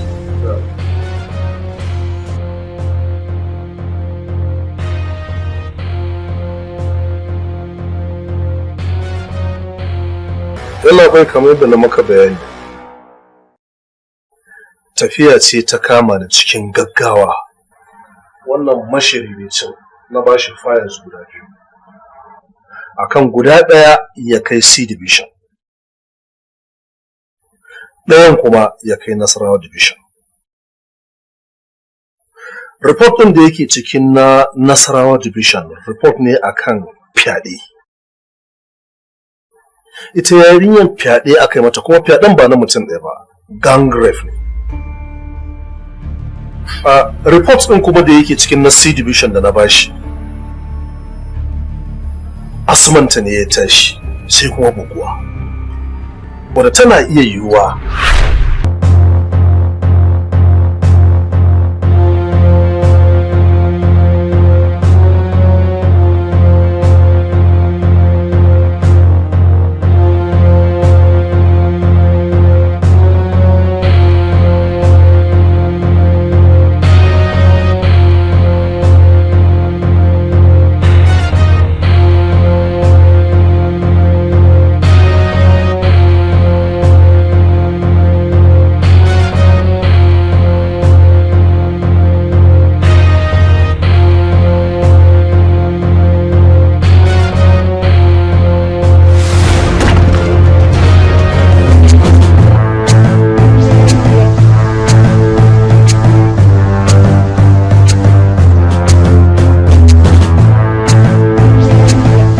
binciken da muka yi babu abin da ya nuna alama ko na kunkuwa ko kuma na fada ko na duka akan ita wannan mamaciyar.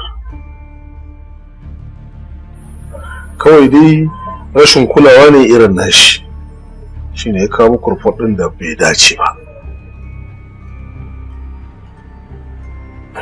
Na ja mishi kunne mutukar jan kunne akan ya kiyaye saboda akwai conflict tsakanin sunayen nasu don ya zo iri da.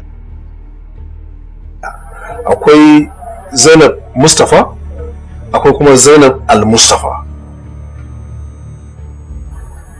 To akan wannan na ja masa kunni ga kuma da hotunan su ba.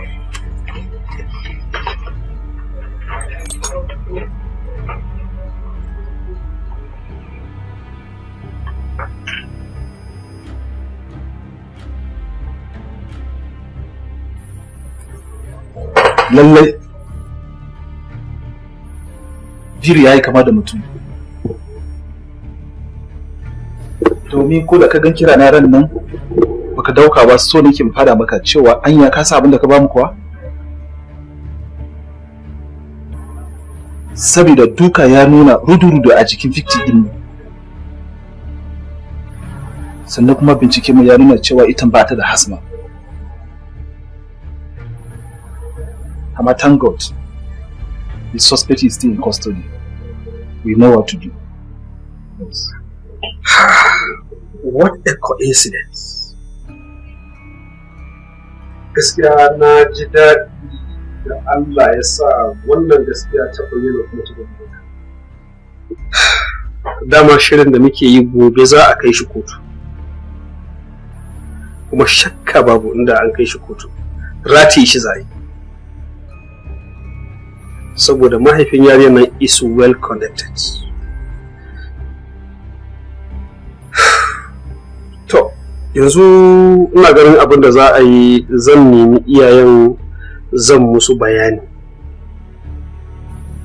Kuma ina roƙon arziki ya kasance lokacin da za mu zauna da su, kai ma kana wurin with all those facts da ka kawo dinnan. Ba zai zama da matsala ba insha Allah, zan zo. Sannan wannan yaro naka ba zan bar shi ba. Hakika za mu cajin din shi for negligence. Na goyi bayan haka ko don ku daidaita mun al'amuran sa na da yau. Aba uga wallahi kuskure na uga wallahi ba zan sake ba wallahi kuskure uga dan Allah kai bayani uga dan wallahi ba zan sake ba uga ka sa abin da ka so ka yi ba ba mu bai da lafiya uga dan nan da kai ka da mana da surutu ka kuma uga ba ma yi.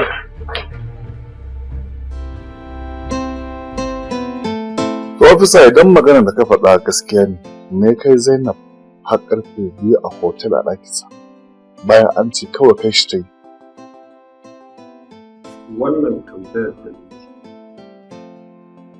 shi ma tambayar da nake tsammanin shi ma ku yi mishi ke. Ya sanar min cewa ya san ta don saboda sun yi makaranta tare a tun daga nan bai sake ganin ta ba. Tun daga lokacin da mahaifinta ya zo ya ɗauke ta a makaranta bai sake ganin ta ba har wannan lokacin. To ta tsaya tana mishi bayanin abin da ya faru a baya shine har aka ɗauki wannan dogon lokaci.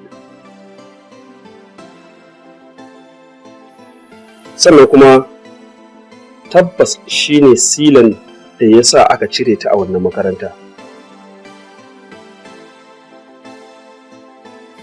Saboda duk kuɗin da kuke bata na makaranta shi take ɗauka take biya wa mahaifiyar shi kuɗin asibiti saboda lokacin mahaifiyar shi bata da lafiya. Sannan kuma take amfani da kuɗin take biya mishi kuɗin makaranta. Saboda shekara 6 yana makaranta saboda rashin kuɗi bai iya gama ba. Kadda shi ne Kabirin da take gaya min na Jos.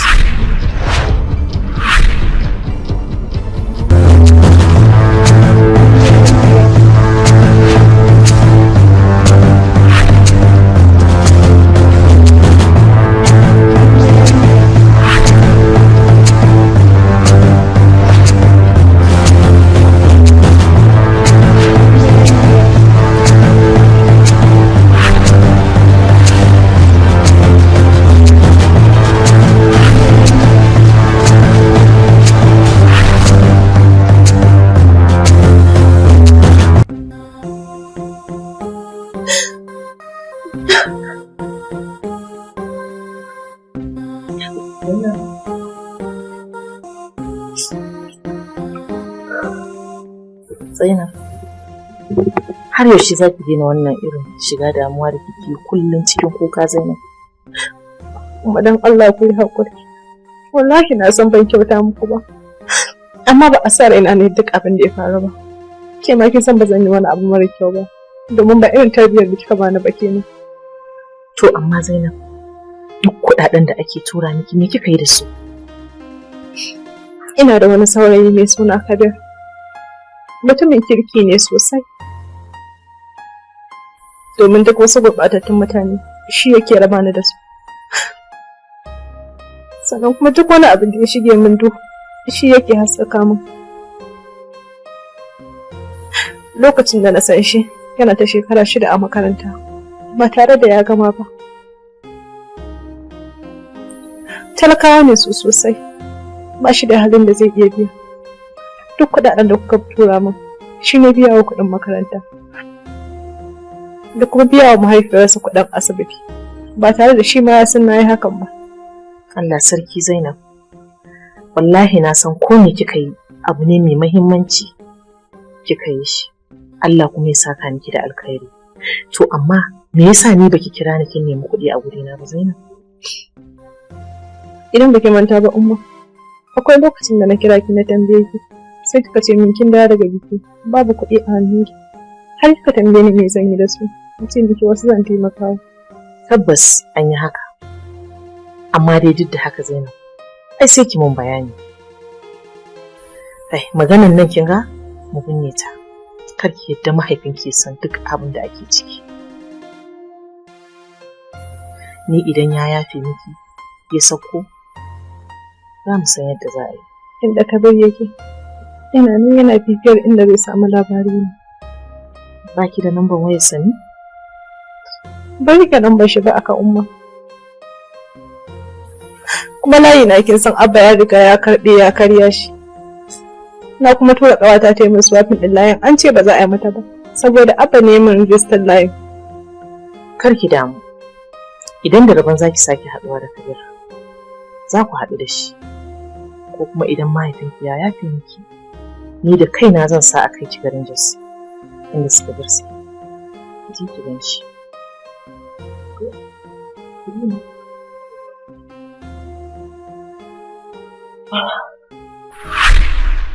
Allah sarki Kabir. Allah ya yi Zainab ba za ta bar duniya ba har sai ta sa ka a idanta.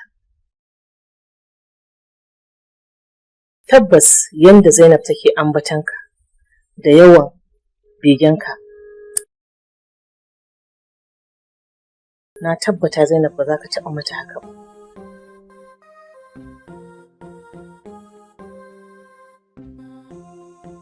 Ka yi haƙuri kaji, sannan kuma ina taya ka bakin cikin rashin Zainab, don ba mu kaɗai aka yi wa rashin nan ba har da kai aka yi wa. Ni ma kaina tun lokacin da abin da ya faru sai zuciyata ta fara raya min wani abu. Anya da bai zai aikata wannan abin kuma ni na riga na san mutumin kirki. Ka yi haƙuri Kabir. Alhaji, har yanzu kai baka ce ko.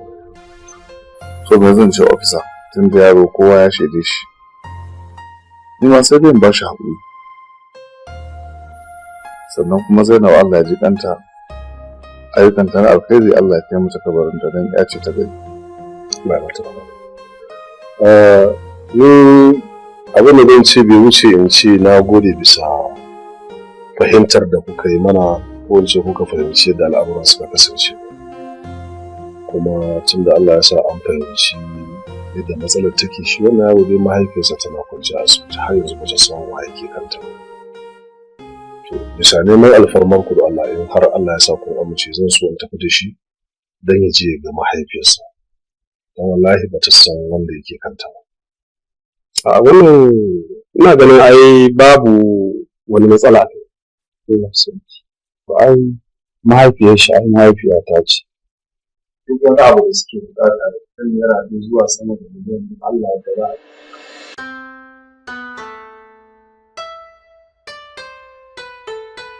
Amma dai wannan abincin ba Aisha bace ta dafa. Wa zai dafa? Aisha ce ta dafa. An yi umar. Kuma ki ji abincin nan. Anya umar. Ai duk wanda ya aure ki ko? Alhamdulillah. Gaskiya wallahi. Wajen girki dai kan ba za a miki fatali ba. Sai in je ina shakku da wannan.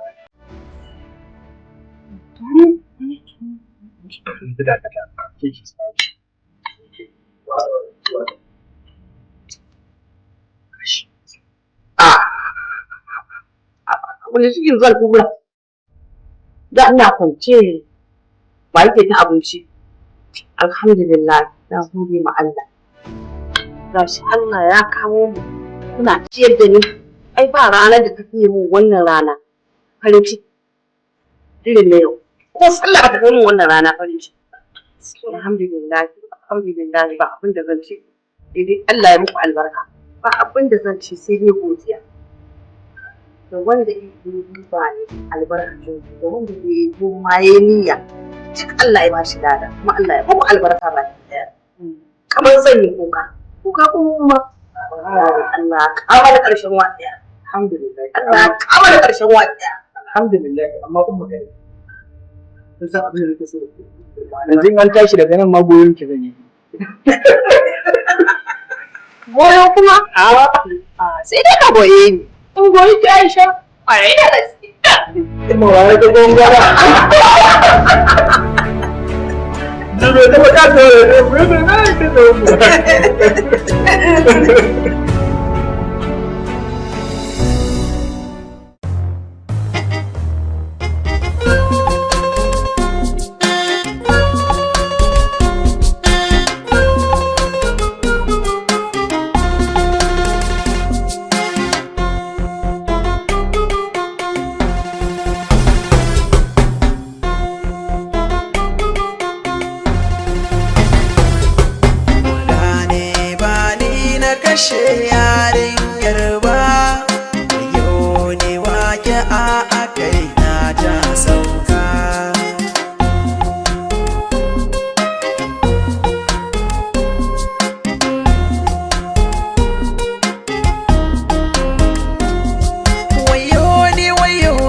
shiga uku na lalace, ranar farin ciki ga bakin ciki nan kadara ce, soyayya ta zamo kiyayya a takaice, da na san gaibu nan garin ba zan zo ba.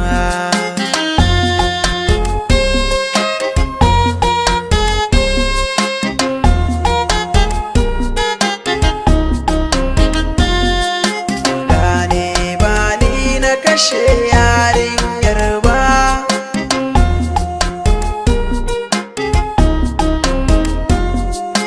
ta yi halacci gare ni ba zan manta ba, ta zama silar farin ciki na yar baba, ya za a yi na kashe ta bayan mun saba, soyayya tsakanin ba da kiyayya ba.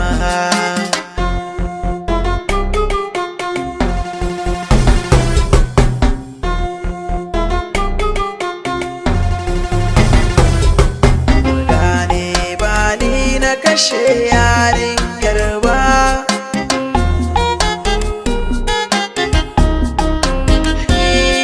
bayan da za na yi Allah kai ne za ka cire ni, a ido na duniya kai ne mai wanke ni, mama na in lokaci na yayi kiyafe ni, ma ki sani laifin gaba ni na aikata ba.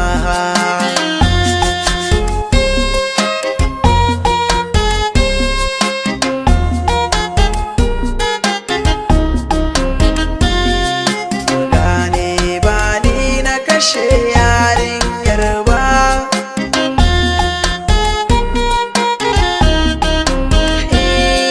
tsakanina da kai amana ce,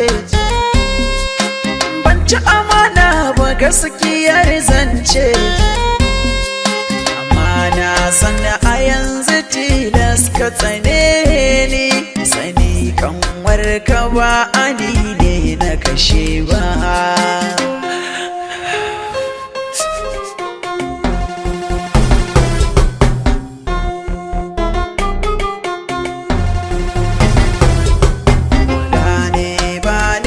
Kashe yarinyar ba, yau ne waƙi'a a kai na ta sauka.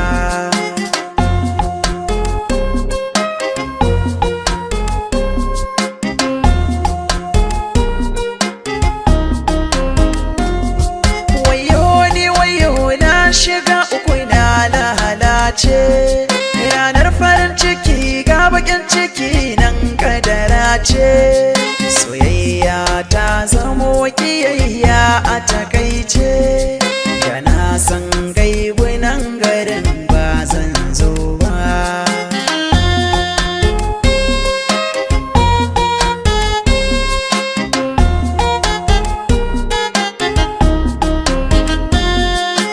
Gane ba ni na kashe yarinyar ba,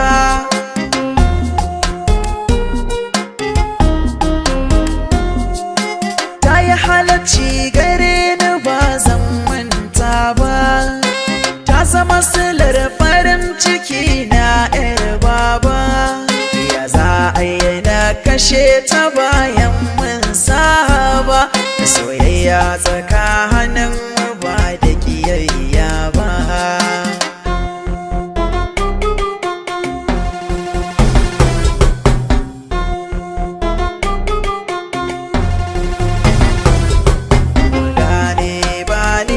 Kashe yarinyar ba,